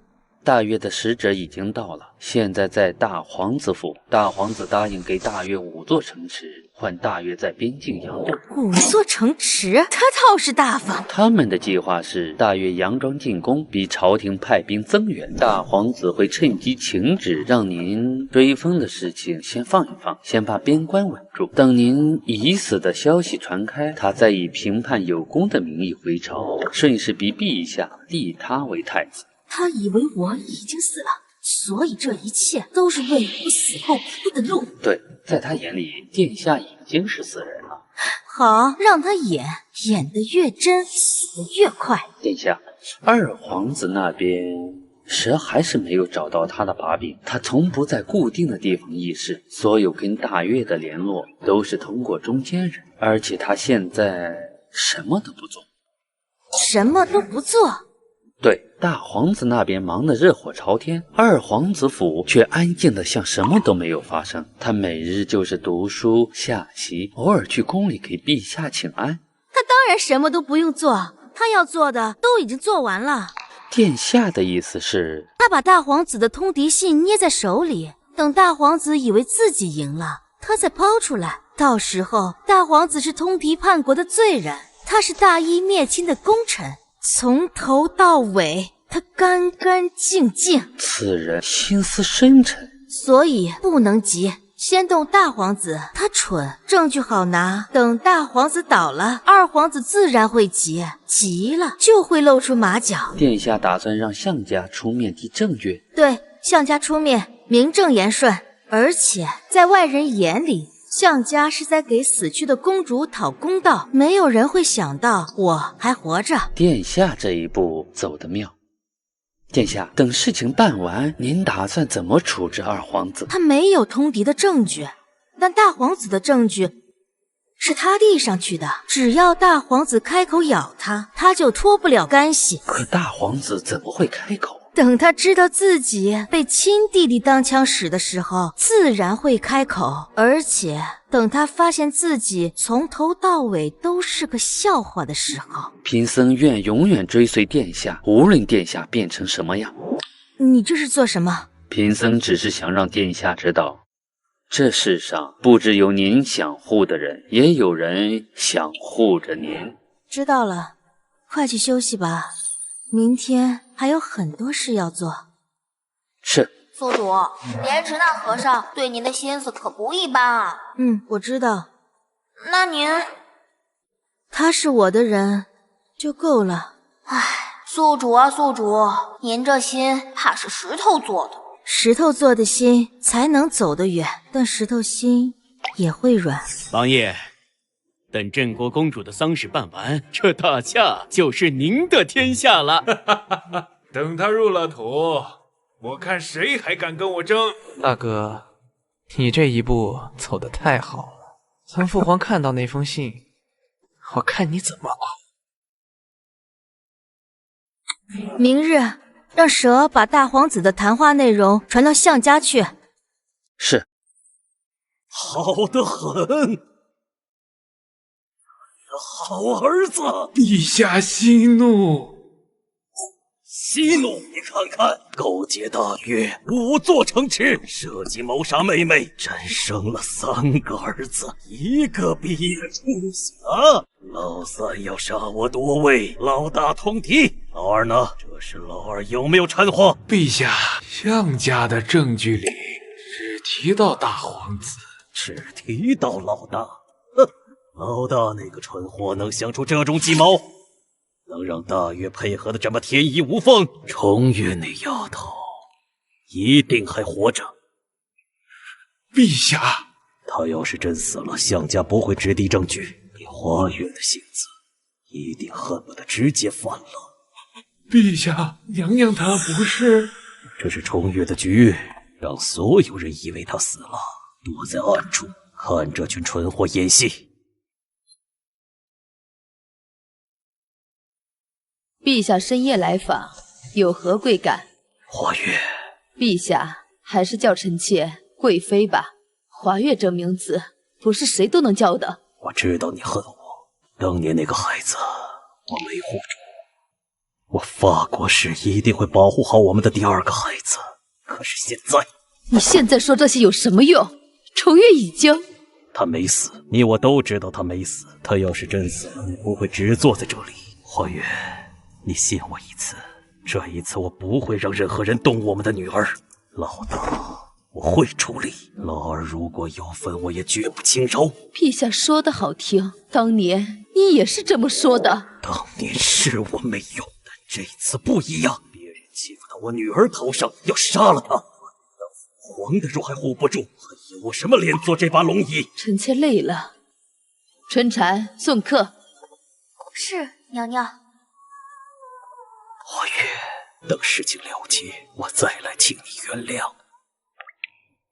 去查大皇子府所有人，给朕查清楚他和谁联络，怎么联络，中间人是谁，朕要全部。是。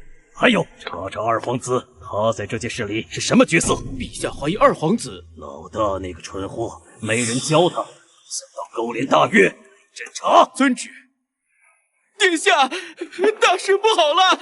陛下派暗卫围了府邸，说要彻查。这么快？难道是老大手脚不干净，留下的尾巴太多？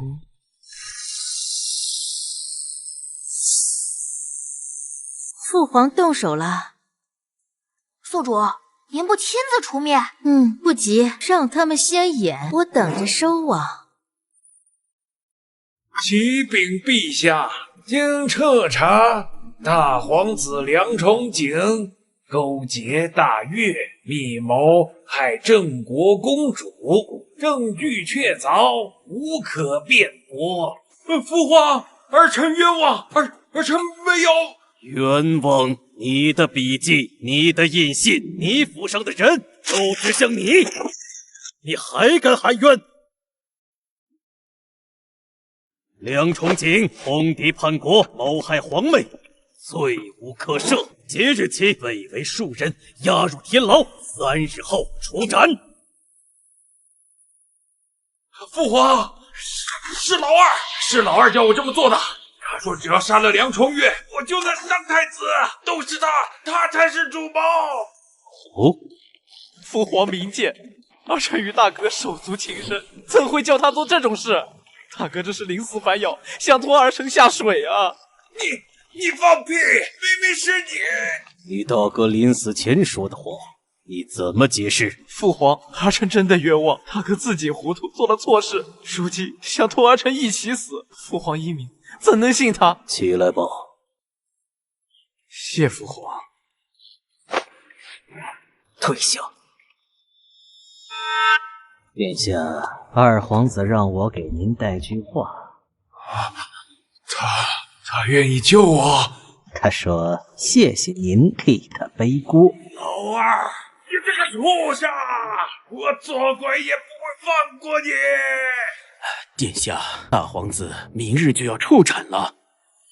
斩了好，斩了就死无对证了。可他在朝堂上喊的那些话，喊就喊呗。有证据吗？没有，我什么都没做过，我只是不小心让他看到了那封信而已。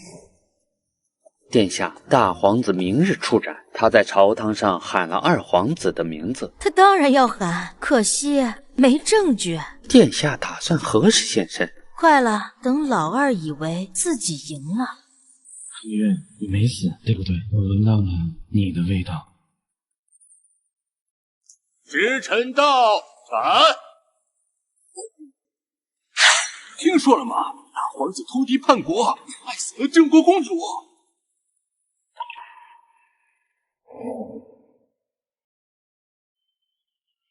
殿下，大事不好了！什么事慌慌张张？暗卫在查您。什么？他们查到您跟大越中间人的往来，那个中间人被抓了。还有，这是从中间人身上搜出来的，您亲笔写的给大越的信。完了，陛下，这是从中间人身上搜到的二皇子亲笔信，他许诺大越事成之后再给3座城池。好啊，朕的儿子一个比一个出息。陛下，要不要即刻捉拿二皇子？不急，朕倒要看看他还能演什么戏。怎么办？殿下，不如自首，或许陛下会念在父子之情。自首？我自首就是死路一条。我要自请外放，去最远的地方，越远越好。就说为父皇分忧，去边疆驻守。可边关苦寒，苦寒也比死好。只要离开京城，就有活路。等过几年，父皇消气了，我再想办法回来。殿下，二皇子准备自请外放，去边疆。想跑没那么容易。殿下打算何时现身？等他以为能跑掉的时候，我要让他亲眼看看自己离活路只差一步，然后被拉回来。只要离开京城，只要离开。楚月，你该现身了吧？我快疯了！父皇，儿臣有罪，儿臣不该知情不报。大哥做那些事的时候，儿臣隐约知道，却不敢说。儿臣该死。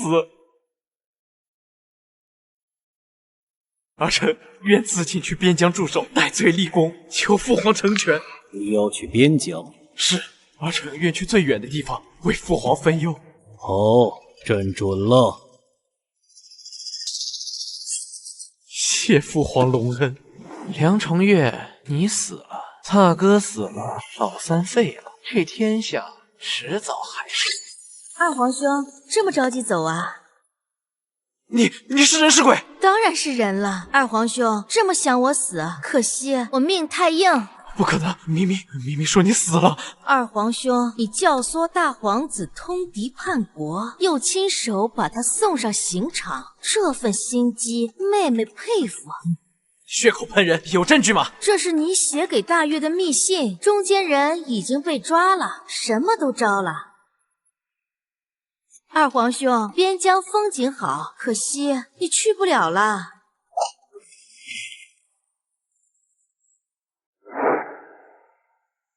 你果然还活着。儿臣欺瞒父皇，罪该万死。起来吧，你做得很好。若不是你，朕还不知道朕的儿子们是这样一副嘴脸。重月，你知道吗？朕有时候真怕你。父皇怕儿臣什么？怕你太像朕，怕你为了赢什么都舍得。放我出去！我是皇子，你们不能管我。二皇兄，别喊了，没人会来救你。梁重月，是你，都是你。是我，怎么不服？我做鬼也不会放过你。那你就好好做鬼去吧。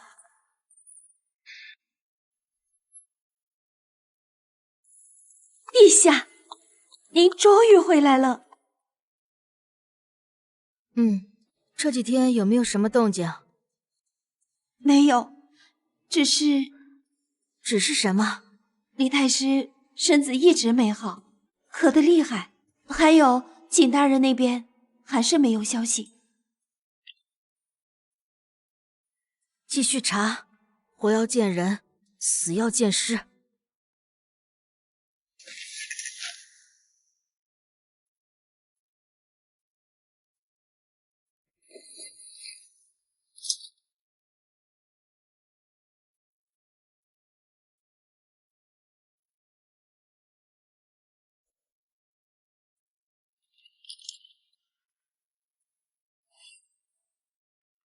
景随妖，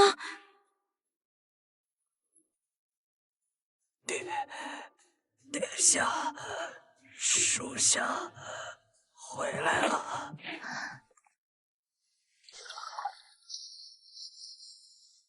宿主，他的伤很重，刀伤、剑伤，还有内伤，能撑到现在已经是奇迹了。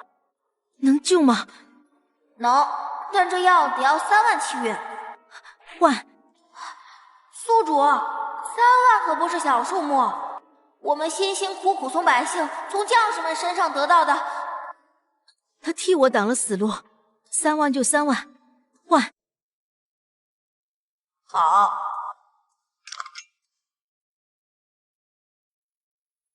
活着就好。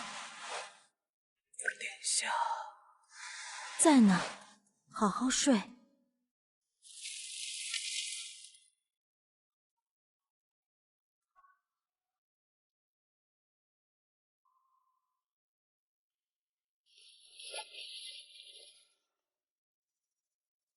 哼，来得真快。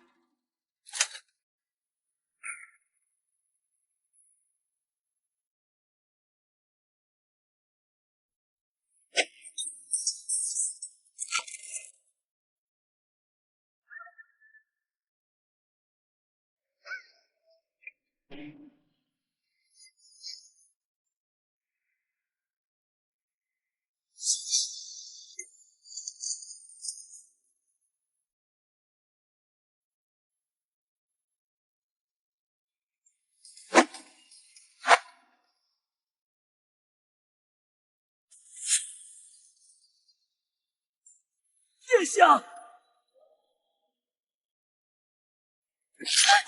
这样。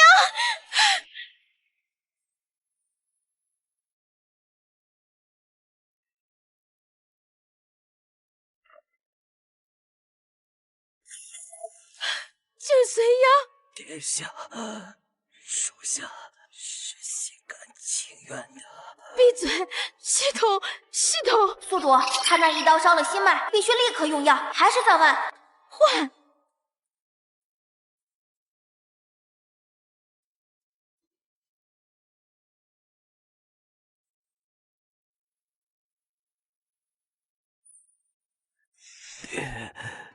殿下，我在。殿下，属下还以为再也见不到您了。我说过，要让你活着回来。属下做到了。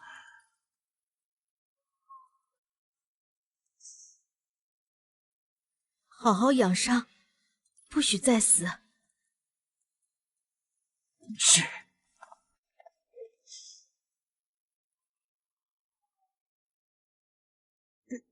殿下，属下自己来。别动。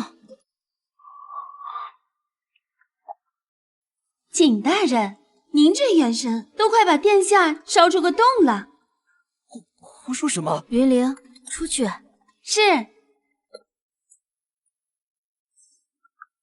那晚的刺客是二皇子的人，他还敢动手？他以为自己快死了，想拉我垫背，可惜他的人不够我杀。殿下，您救了我2次，所以属下这条命，生生世世都是您的。好好活着，比什么都强。吃饭了。外面怎么样了？那个女人死了没有？殿下，您还想着杀公主呢？公主好好的，您的刺客一个都没回来。完了，全完了。陛下，二皇子那边怎么处置？通敌叛国，罪无可赦，赐死。陛下，二皇子毕竟什么？通敌叛国已是重罪，骨肉相残，他对妹妹都这么心狠，难道还想让这种人来治理天下？传旨吧。三皇子梁崇祯禁足期间私自与朝臣往来，往诣朝政，按律当废为庶人，永久囚禁皇陵。父皇，儿臣冤枉，儿臣什么都没做。什么都没做？你带回来的医女，你做的那些事，以为朕不知道吗？朕给你这个结局已是格外开恩。你现在说你什么都没做，那要不要我把你做的事公之于众，让大家来评判一下，你应该是个什么样的结局？朕给过你机会，而你太让朕失望了。父皇，你眼里只有她一个女子，凭什么？我才是皇子，我才是。就凭你这句话，压下去。父皇，你会后悔的，他迟早会夺了您的江山。不要，不要！放我出去！放我出去！放我出去！梁崇玉，我做鬼也不会放过你。3个儿子都没了。父皇，你不用说什么，是朕自己生的，朕自己养的，他们走到这一步，朕也有责任。崇玉，你知道吗？朕有时候真怕你。父皇怕儿臣什么？怕你太狠。3个哥哥，你一点都不手软。父皇，是他们先动的手，儿臣只是没站着等死。父皇，若儿臣不狠，现在躺在棺材里的就是儿臣。朕知道，所以朕什么都没说。只是朕的儿子一下子没了3个，你总得让朕难受难受。儿臣让父皇伤心了。起来吧，朕不是怪你，朕只是老了。你高兴吗？没什么高兴的，都是他们自找的。殿下，您变了很多。变什么了？变得更像一个帝王了。朕很高兴，朕终于等到了这一天。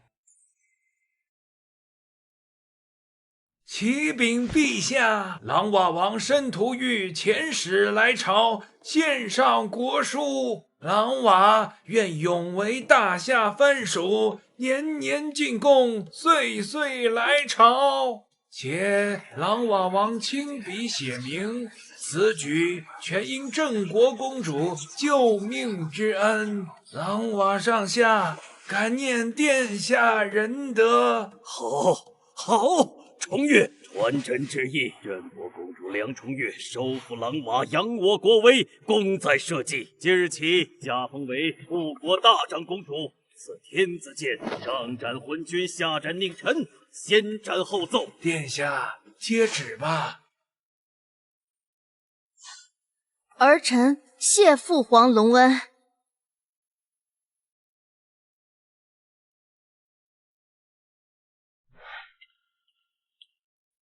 殿下留步。齐公公有事。陛下让奴才给殿下带句话。狼瓦的事，殿下办得漂亮，但接下来殿下要多留个心眼。什么意思？3位皇子的事，朝中不是没人议论，有些老臣嘴上不说，这心里可都记着账呢。殿下风头越盛，盯着您的人就越多。陛下让奴才告诉您，该狠的时候狠，该收的时候也要收一收。多谢齐公公指点，我知道了。殿下慢走。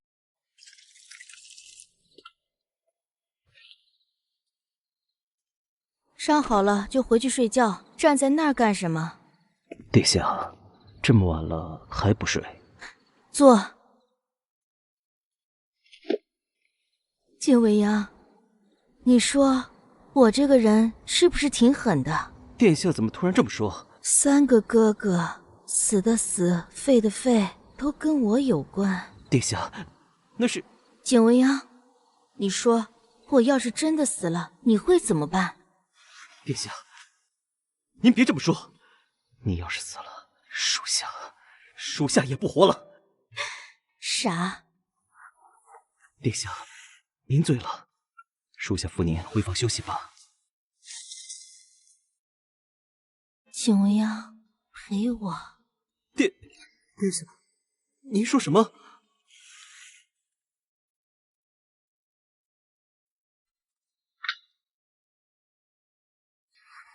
过来。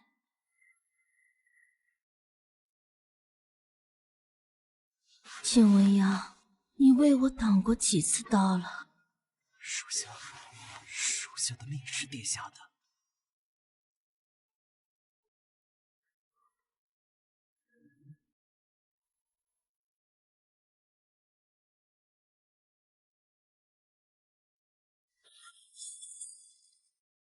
非礼勿听，非礼勿视。本狗什么都没听见。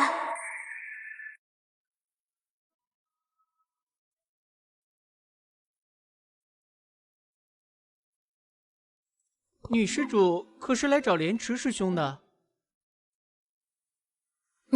他在哪儿？莲池师兄已在佛前跪了7日7夜了，不吃不喝，只念经。师父说，他心中有魔障，需自己化解。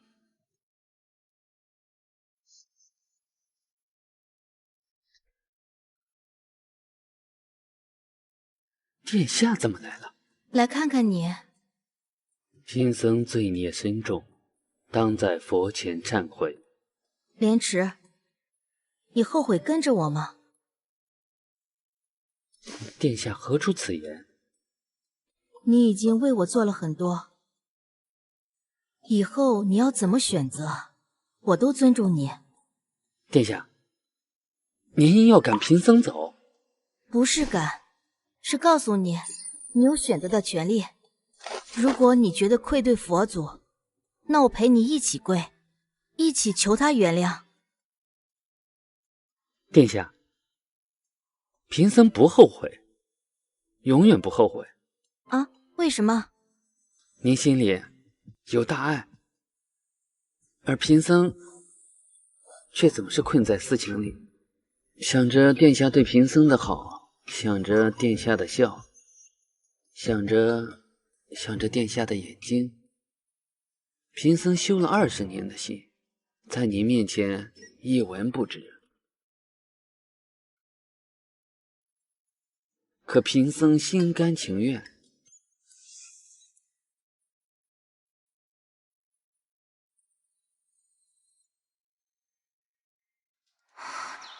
阳光可真刺眼啊！殿下，嗯，贫僧以后还是您的廉耻，不然呢？贫僧会一直跟着您，不管做什么，不管去哪。知道了，回去吧。老东西们想趁我不在夺位，行啊，让他们来，我倒要看看谁有这个胆子。皇上，您的意思是？传令下去，大军明日启程，回王庭。我倒要看那帮废物能玩出什么花样。程月，等我收拾完这帮废物，就去找你。殿下，您去哪儿了？属下找了一天。去烧香拜佛了。啊？走吧，明天还有事要做。殿下，边关有消息。说。燕阳和申屠玉联手，把大越派去的3万精兵全杀了，一个没留。大越那边现在慌得很，大夏、北境、狼瓦3国若是联手，他们根本扛不住，短时间内应该不敢轻举妄动。燕阳这人虽然疯，但不蠢。还有一件事，燕阳的探子在边关活动频繁，似乎在打探什么。打探什么？还不清楚，但臣觉得他像是在找机会。找机会？找什么机会？殿下心里清楚。老师是说他在打探我？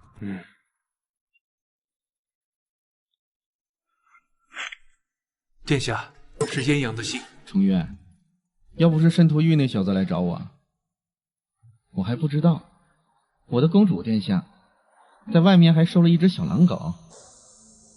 大月的事儿，我帮了他一把，3万条人命就当送你的小礼物，不用谢。至于我这边，那帮老东西趁我不在，想动我的王位，放心，我早有办法，让他们先蹦跶几天。但我想你了，等不及。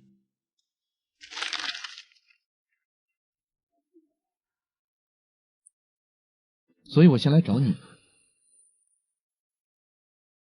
京城见。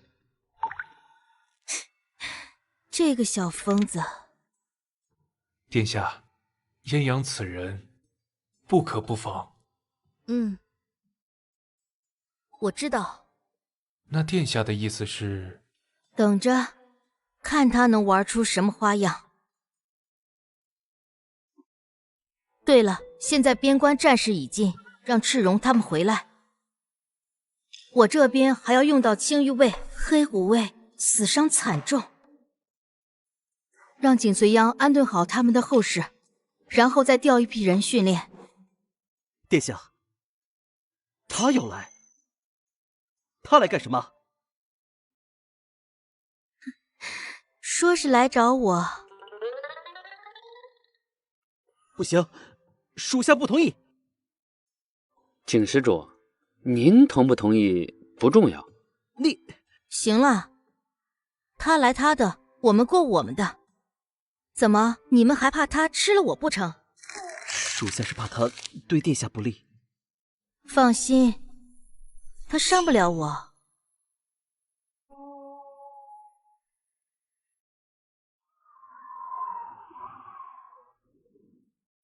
宿主，您真要回县？回，让他先忙自己的事。您就不怕他真来了？来了更好，我倒想看看他想干什么。您这心可真大，他的爱意暴涨了30点，现在80了，不过恨意一点没少。艳阳，等你来了，我再好好会会你。你来干什么？来看看。看什么？殿下睡了。景施主，您觉得殿下心里有你吗？你胡说什么？贫僧只是问问。我不管殿下心里有没有我心里有他就够了。您倒是纯粹。他最近太不安分了，让他动得越多，死得越快。殿下，边关急报，北境王艳阳遇刺，身亡。身亡？是，北境那帮老臣趁王庭空虚动的手。现在北境大乱，几方势力正在争权。宿主，炎阳气运值还亮着，活蹦乱跳的。知道了，下去休息吧。殿下，艳阳他……我知道他没死。您知道？那种疯子没那么容易死，而且……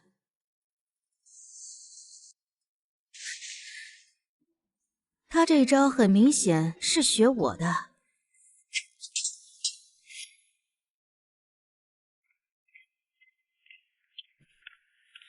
新来的，抬起头。景大人，好久不见。你疯了？你还真的来了？你怎么敢来的？想他了，自然就来了。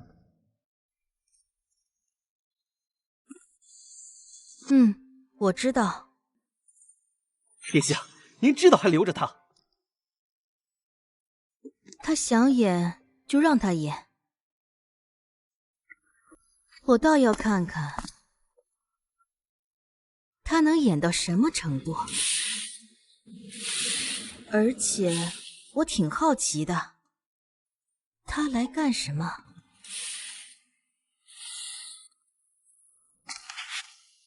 殿下，新来的，叫什么？阿阳。哪儿来的？北境。北境那边听说乱了。是，王死了，乱成一团。宿主，看起来他没什么恶意啊。疯子，你最好别让殿下失望。放心，我舍得让任何人失望，也舍不得让他失望。彭越，你在大夏是个什么样的人呢？狼娃使臣到。狼瓦王申屠玉奉国书朝贡，愿大夏皇帝万岁。狼娃王亲自前来，朕心甚慰。赐座。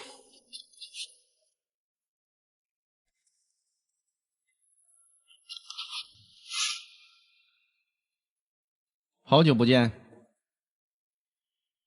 这个疯子，公主殿下久仰大夏文化，本王想向殿下请教，不知是否方便？请教文化，应该找翰林院学士。可本王就想向殿下请教，我带了狼瓦特产，都送给殿下。这是雪莲是狼瓦圣山的，10年才开一次花。狼牙是我亲手猎的狼，做成护身符，能保佑殿下平安。你笑什么？属下失礼，只是觉得这份心意真是令人感动。你给我等着。行了，明日来我府上吧。多谢殿下。陛下，臣有本奏，镇国公主要办女子学堂，有违祖制，臣恳请陛下制止。女子学堂？张御史，大夏开国以来，可有律法规定女子不得读书？你强词夺理，收些穷丫头识字，她们能干什么？还不是嫁人生子？张御史，你知道穷人家女孩被欺负了怎么告状吗？本宫办学堂，是让他们能说话，会写状纸，何错之有？此事容后再议。退朝。父皇万岁！万岁！万岁！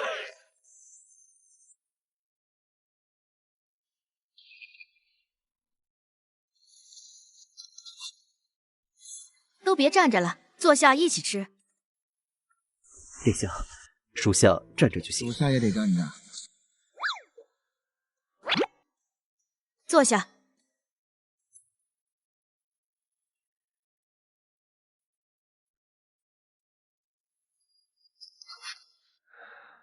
殿下这顿饭可真热闹。啊，老师，您来了。听说狼瓦王入京，北境王诈死，都跑到殿下这儿来了。本王是来朝贡的，属下是来干活的。你们一个诈死脱身，一个借朝贡之名跑出来，殿下清楚，我也清楚。所以啊，你们在殿下这儿就好好待着，别惹麻烦。王爷，那丫头今日在朝堂上牙尖嘴利，臣差点招架不住。急什么？让她蹦跶！女子学堂开张那天，有的是人闹事。梁重业，继续蹦跶吧，你蹦跶不了多久了。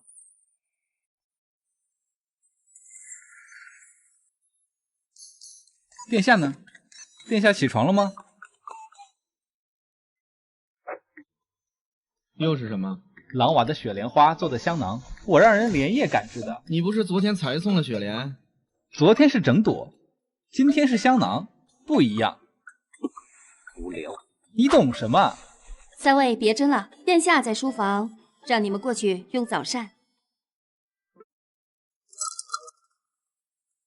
殿下，这是我让人用雪莲花瓣做的香囊，可以安神。有心了，谢谢。殿下喜欢就好。殿下，我熬的参汤。殿下，属下熬的营养羹。啊，都放下吧，我一会儿喝。宿主，您这早膳可真丰富。吃吧。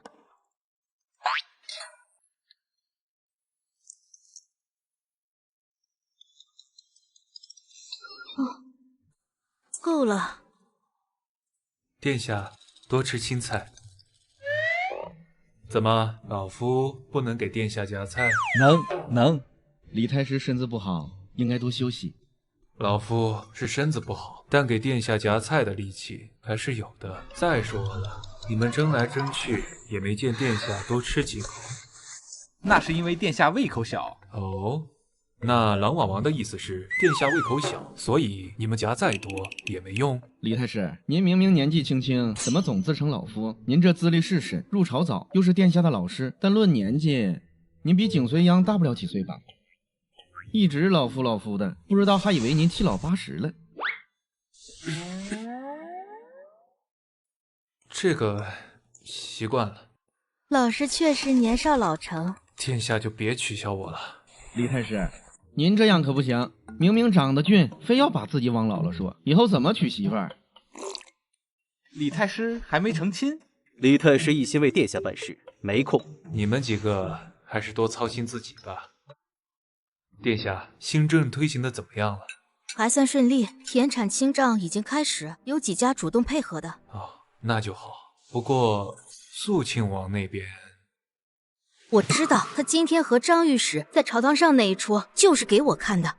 殿下看出来了？哼，他俩对视那一眼，当我看不见。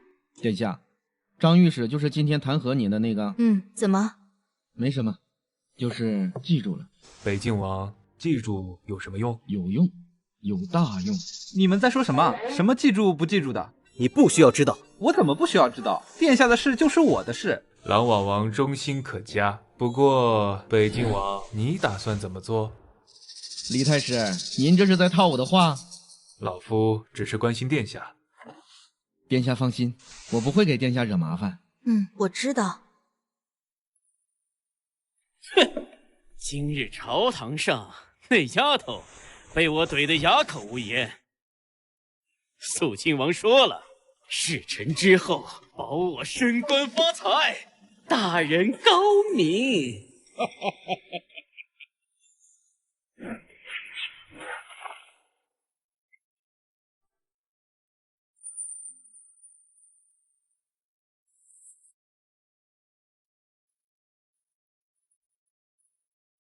殿下，这就是侍卫该干的事儿。疼吗？不疼，别人的血。为什么要去？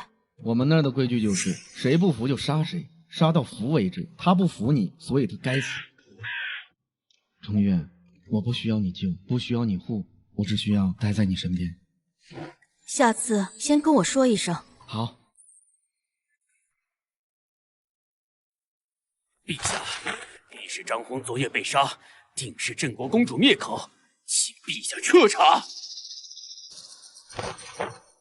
重月，你怎么说？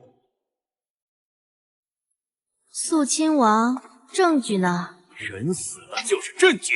张御史昨日刚弹劾过你，当晚就死了。天底下哪有这么巧的事？肃亲王，您这话说的不对。张御史弹劾的是女子学堂，本宫办学堂是为了百姓谋福，为何要杀他？倒是您，张御史昨天退朝后，可是去了您府上？你血口喷人，有证据吗？您刚才说人死了就是证据，那本宫是不是也可以说张御史去了您府上，当晚就死了，是您杀的？荒唐！臣为何要杀张御史？这就要问您了。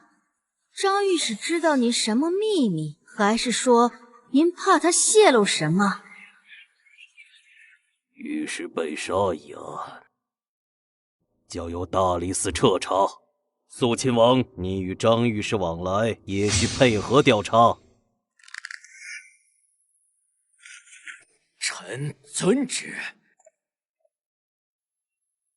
陛下，臣还有本奏。臣查到项家军军饷，有问题。有人贪没军饷，中饱私囊。肃亲王，您说话要有证据。项家军是大夏精锐，账目一直清晰。哼，清晰那是没查。臣请旨彻查项家军账目。重月，你怎么说？父皇，儿臣问心无愧。肃亲王要查，让他查，查不出问题就是诬告。好，那就查。公主殿下，您护得住项家军，护得住您的女子学堂吗？肃亲王，您护得住自己吗？您今天这一出，不就是想把水搅浑了吗？御史的死，项家军的账，还有女子学堂，你恨不得把所有事都搅在一起，好让我分身乏术。公主殿下想多了。是不是想多了？您自己心里清楚。不过您查项家军查不出问题，您派去闹事的人也闹不成，您信不信？肃亲王，保重。殿下，肃亲王这是要把所有事都搅在一起。我知道他想让我顾此失彼。需要我做什么？你先别杀人。听殿下的。殿下，我刚才在朝堂外面听说了，肃亲王那个老东西又找茬，要不要我去？你去什么？回你的驿站待着。哦。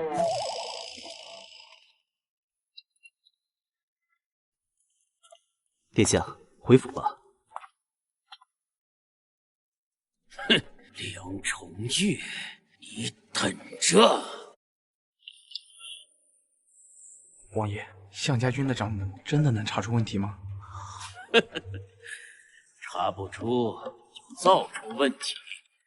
户部有我的人。那女子学堂那边，开张那天找些人去闹事，闹得越大越好。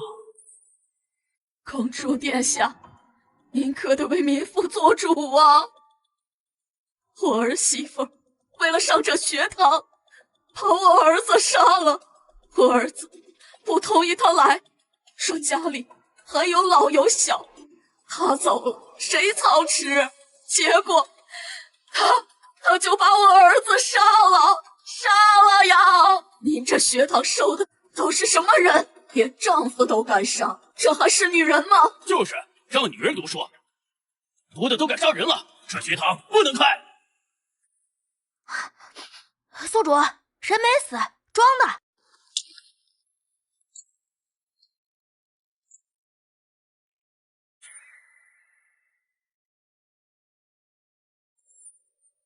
老人家，您儿子指甲这么干净，是刚剪过？死人可不会自己剪指甲。还有，他眼皮底下眼珠在转，您看，他又动了。没有，老人家，您今天来闹这一场是为了钱。您今天在这儿，或许是为了钱，可那些小女孩站在这儿。是为了以后不被欺负。您吃过的苦，他们不用再吃；您受过的罪，他们不用再受。您的女儿、您的孙女，还有千千万万的女孩，都能有一条不一样的路。我从来没想过，没人跟我说过这些。现在有人说了，您还拦着他们吗？还找什么死？起来，丢人现眼的东西！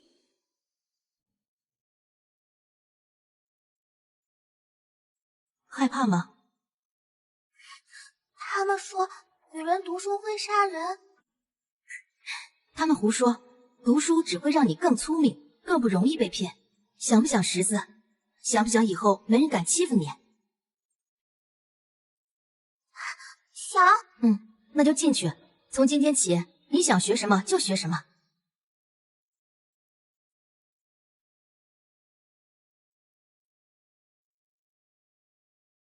殿下真好看。用你说。殿下，查到了，今天那老婆子是王员外的人，王员外给了他10两银子来闹事。哼，王员外，强占民田那个？是，他是肃亲王的人。殿下，王员外府中今晚有动静，他在转移财物，要跑。不能让他跑。我去，我不会杀人，只会让他老实交代。殿下，王员外交代了，强占民田的证据，还有给肃亲王送礼的账目，什么时间送了什么，写得清清楚楚。好，这下肃亲王跑不掉了。受伤了？不是我的，王员外的鼻血，他自己撞的。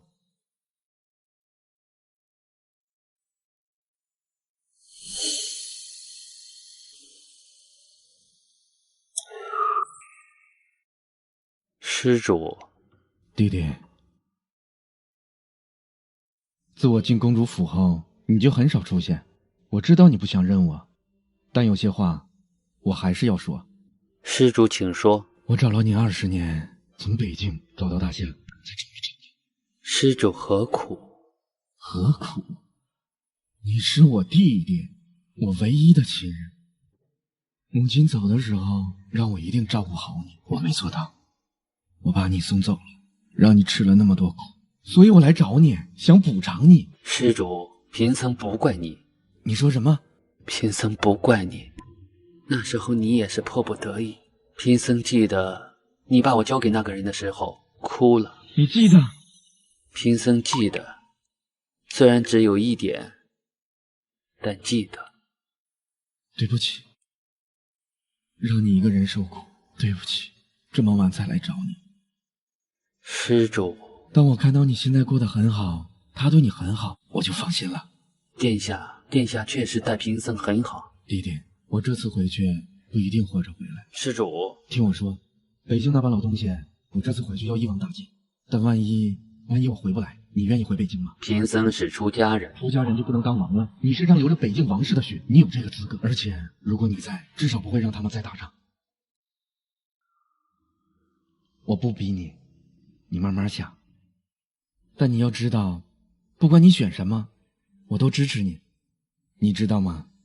我一开始来找他是有点不服气的。不服气什么？不服气他抢走了你，想看看到底是什么样的女人能让你忘了自己是谁。现在呢？现在我知道了，他值得。弟弟，保重。不管以后怎么样，你永远是我弟弟。王爷，王员外已经解决了，但账本还是落到了那丫头手里。废物，废物！算了，账本上只有他送礼的账，没有本王收礼的账。只要本王不认，谁能奈我何？王爷，那接下来萧家军的军饷账目查得怎么样了？查了，没有问题。那就造点问题出来，让他们查不出，也得查。陛下，臣要弹劾郑国公主，她以女子学堂为名笼络人心，图谋不轨，而且晨曦王员外死了，您凭什么杀人？首先，他不是我杀的，我没理由杀他，毕竟我手里有制裁他的证据。王员外强占民田30余顷，逼死3条人命，这些都是证据。证据谁知道是不是伪造的？肃亲王这账本上可是清清楚楚记着，王员外每年给您送了多少礼，要不要本宫当众念一念？您刚才说本宫笼络人心，本宫办学堂是为了让穷人家的女孩也能读书认字，这算什么笼络人心？倒是您口口声声反对新政，反对办学，您心里打的什么主意，自己清楚。陛下，臣也有本奏。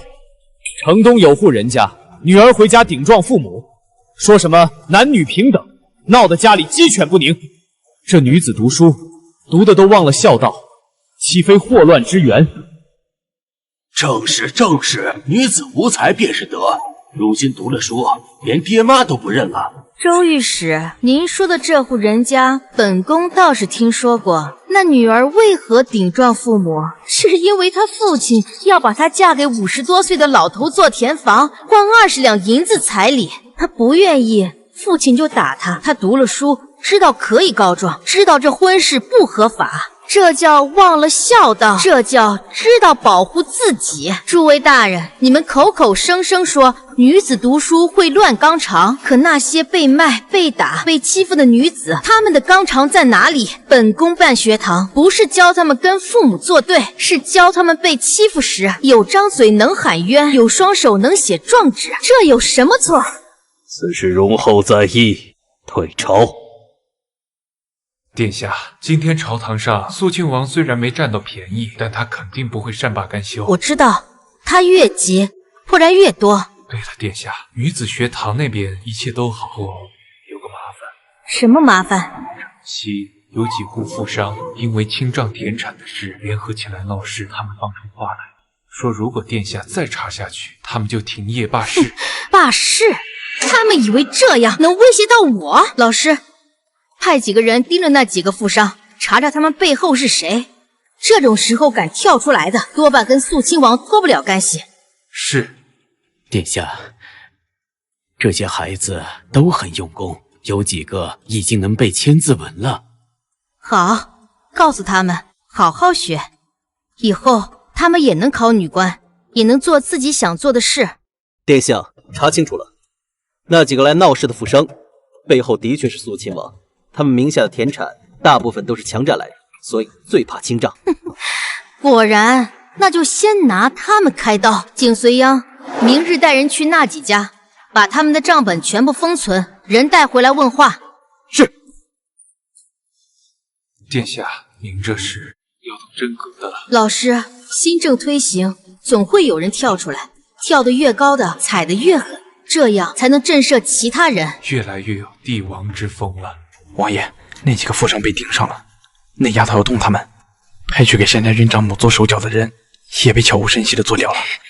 那丫头，王爷，那咱接下来那就城外派人去城外弄出个漏子，做掉他。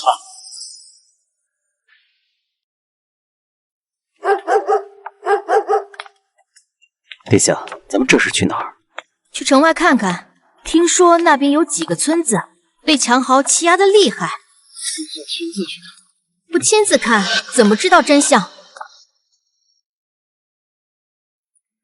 那就进。怎么了？有人，很多。保护殿下。殿下，到身后。一起上。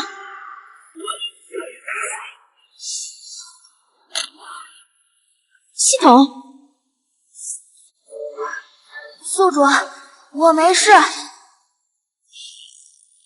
殿下，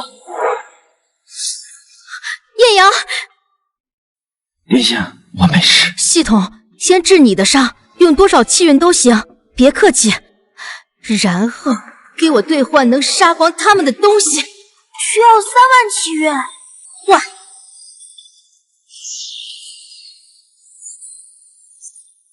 你们一个都别想走！殿下，这……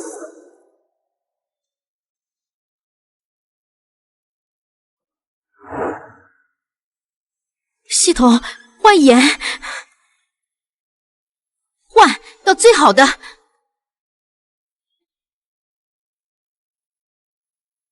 殿下，他怎么样？他会没事的。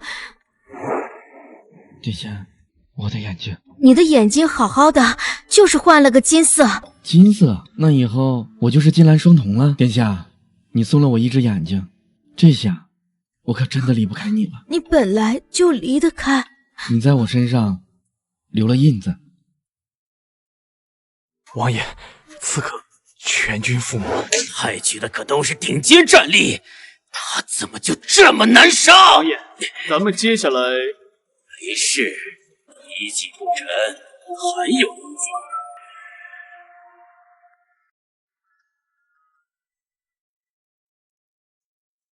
还挺好看的。自恋。殿下不喜欢？喜欢。谁？殿下是贫僧。进来。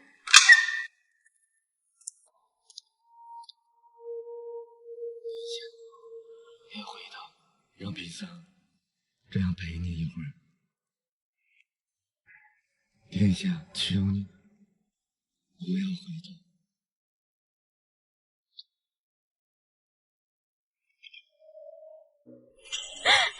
这不适合你，你就是你，不用装别人。殿下，您以前说过我们是敌人，成不了知己。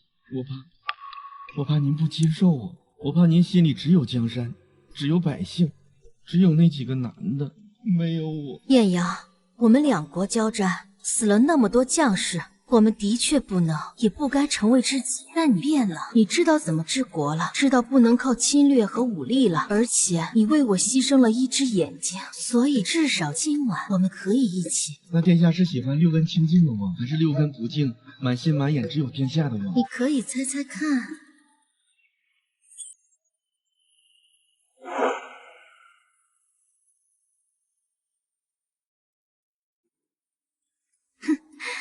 小疯子，这撮头发一半是我的，一半是我从你枕边悄悄接生气的，就当我们聚在一起。不是来告别的，我是来要一份念想，现在要的一点你的。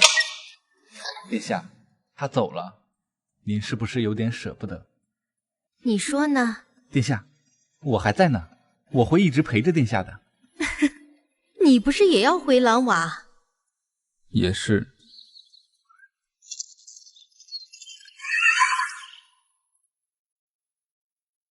殿下，我后天也要走了。我知道。殿下，我喜欢您，从您救我的那一刻就喜欢。我知道。那您呢？您喜不喜欢我？申屠略，你知道我是什么人吗？您是殿下。我是大夏的镇国公主，未来的储君。我身边的人都要为我拼命。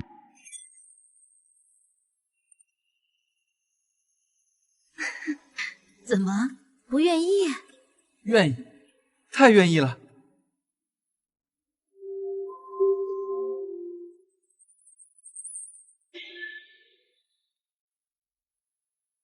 陛下，臣要弹劾镇国公主，她饲养侍卫，图谋不轨。而且，公主殿下，听说您府上那个新来的侍卫是北境的人，还是北境的王？肃亲王，您消息倒是灵通，不过本宫府上的侍卫都是经过正常招募的。至于他是不是北境王，本宫不知道。不知道？那臣请旨彻查。够了，一个侍卫值得这么大动干戈？重月，你府上的人自己管好。是，父皇。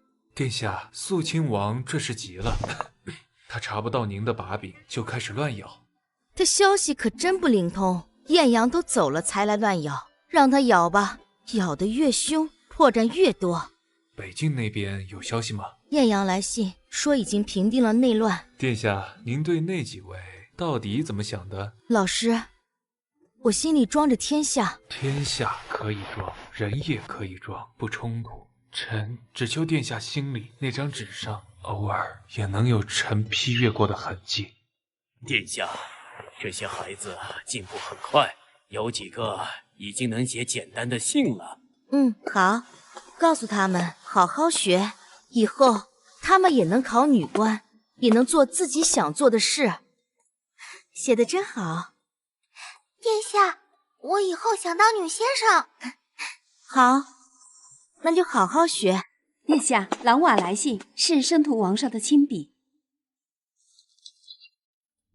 殿下，我已经回到狼瓦了，一切都好，就是想您。等忙完这一阵，我就来看您，您一定要等我。申屠玉。宿主，他写的好肉麻。挺好。宿主，他们都走了，您是不是有点寂寞？寂寞？我还有很多事要做。什么事？新政要推行，学堂要办好，肃亲王要收拾，哪有时间寂寞？宿主，您越来越像个帝王了。城外杀不了你，那就从你身边一个一个慢慢来。殿下，这是户部的新政折子，您推行的女子学堂，户部说经费不够，告诉他们从我的俸禄里扣，不够就从宗室的俸禄里扣。殿下，这是要得罪人啊！得罪人？老师，您知道吗？这些天我看了各地送上来的卷宗，有多少女人被卖了，不知道自己签的是什么；有多少寡妇被人占了田产，告状无门。他们缺的不是同情，是能自己看懂契约的眼睛。殿下，您真的变了。变什么了？变得像个真正的帝王了。殿下，臣先回府了，明日早朝还要商议新政。路上小心。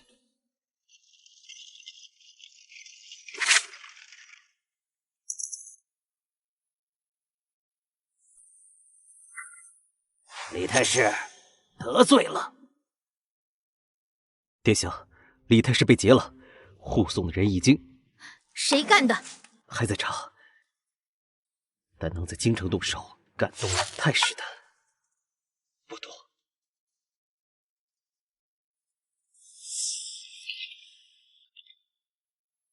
殿下，属下替您去。他点名要我，老师在他手里，我不能赌。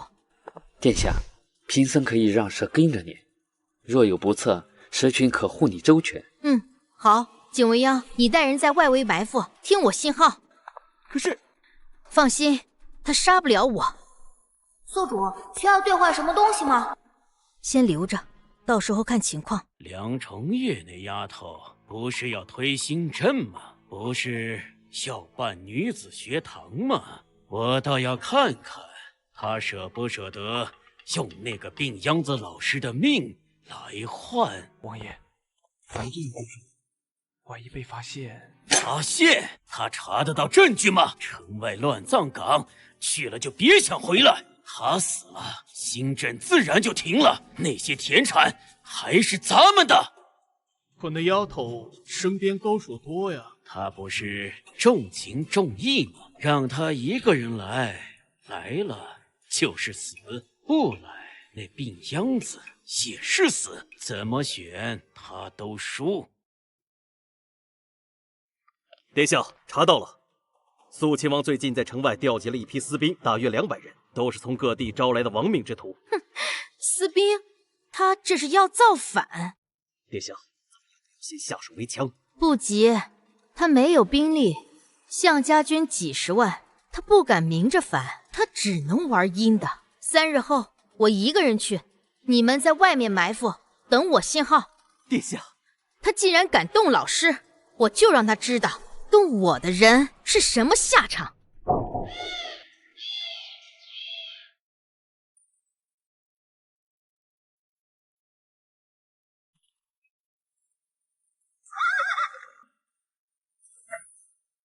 梁重月，你果然来了，有情有义，好。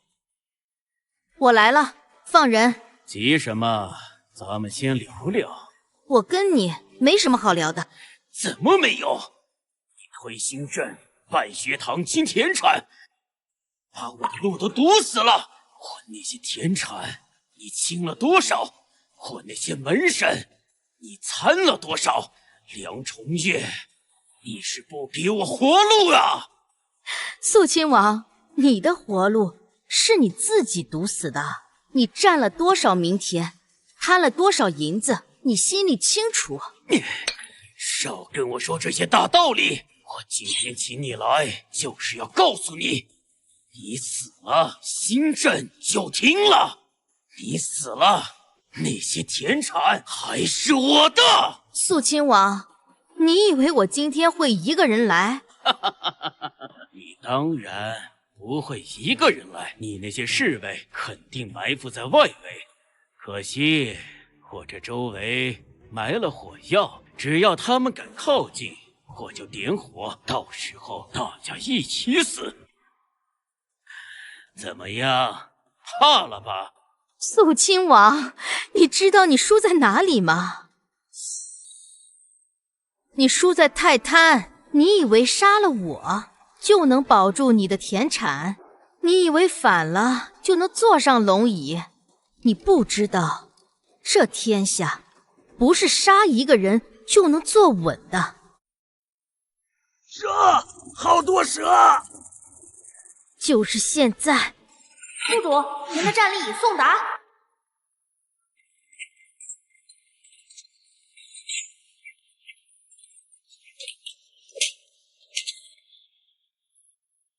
老师，撑住！臣就知道殿下会来。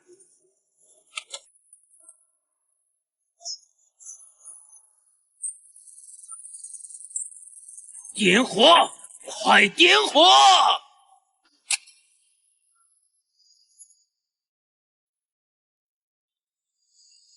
别追了，先回去。殿下，您又救了臣一次。老师，对不起，让你受苦了。是臣不小心让殿下担心了。不过，殿下刚才那身手是跟谁学的？秘密。殿下越来越神秘了。殿下，肃亲王跑了，他那些私兵死的死，散的散，但人没抓到。他跑不远的。赤荣，查到他藏身的地方了吗？查到了，他在城外还有一处庄园，躲在那里。他没有兵力，不敢明着反，但他既然敢绑架老师，就是豁出去了。我们得想个办法，让他自己把证据交出来。殿下，贫僧的蛇可以盯着他，他的一举一动都逃不过蛇的眼睛。好，盯紧了，我倒要看看他还能玩出什么花样。梁重月，那个贱人，他身边怎么那么多蛇？王爷，咱们现在怎么办？司兵没了，那丫头肯定不会善罢甘休。没办法了，只能走最后一步了。他不让我活，我就反。皇帝老儿，皇子死光了，宗室就剩我辈分最高。只要我穿上这件龙袍，登高一呼，那些布满新镇的人都会支持我。王爷，咱们没兵啊！没兵，那些世家手里有私兵，只要我登基，他们都会来投。梁重月得罪的人还少吗？陛下，臣要弹劾郑国公主。作为郑国公主，带头传教邪术，妖言惑众，图谋不轨。肃亲王，你说我传教邪术，证据呢？昨日城外乱葬岗，那么多蛇，不是你调动的。昨日我去城外，是因为有人绑架了我的老师李玉安。那些蛇是野生野长的，跟我有什么关系？倒是肃亲王，您怎么知道昨日城外有蛇？您不但知道，还带着200私兵在那儿。私兵，这可是谋反的大罪。陛下，臣没有私兵，他血口喷人。父皇，这是肃亲王私兵的名单，一共237人，都是从各地招募的亡命之徒。现在这些人死的死，散的散，但有几个活口已经被儿臣拿下了。肃亲王，还有什么话说？陛下，臣冤枉，这都是他陷害臣。陷害？那些私兵也是他陷害你养的。来人，把肃亲王押入天牢，抄家彻查。梁重月，你以为你赢了？你等着，你等着！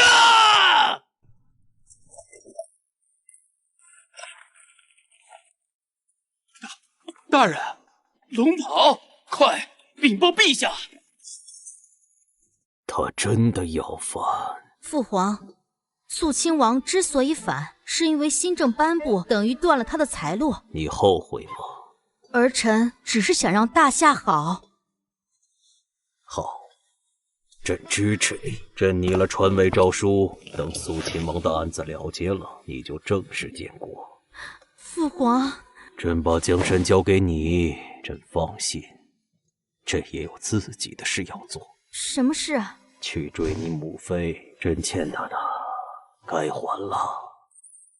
即日起，皇太女梁重月担任监国一责，处理朝政。皇太女万岁！千岁！千岁！殿下，这是户部的折子，女子学堂的经费已经批了。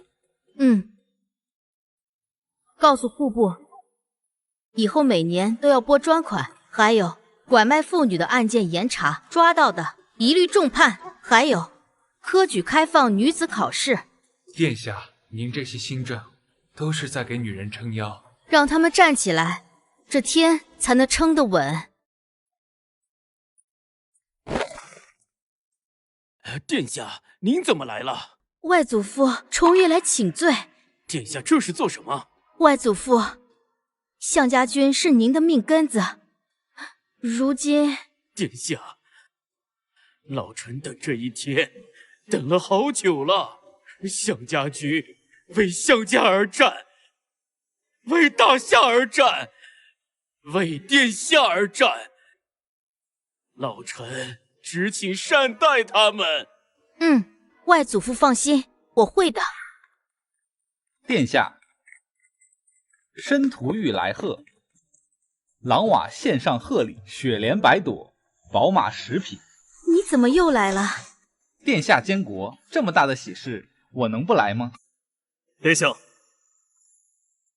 北境贺礼送到。殿下，贺礼在门外。重月，我回来了。小疯子。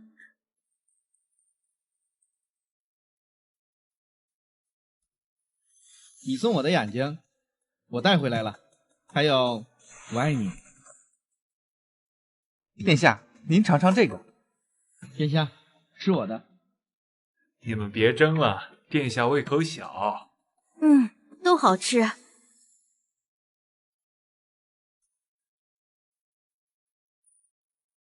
奉天承运，皇帝诏曰：皇太女梁重月仁德兼备，即日起继皇帝位，改元永和。万岁万岁万岁万岁！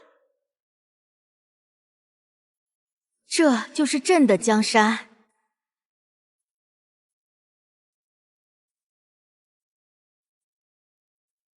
想什么呢？想着一路走来。风大，别着凉。老师，你身子不好，别总操心我。殿下，以后我能常来吗？能，随时欢迎。陛下，陛下，您终于走到这一步了。景随央，这些年辛苦你了。他真的长大了。是啊，以后这天下就交给他了。你呢？我就陪着你，哪儿也不去。你说话算话。算话，这辈子都算话。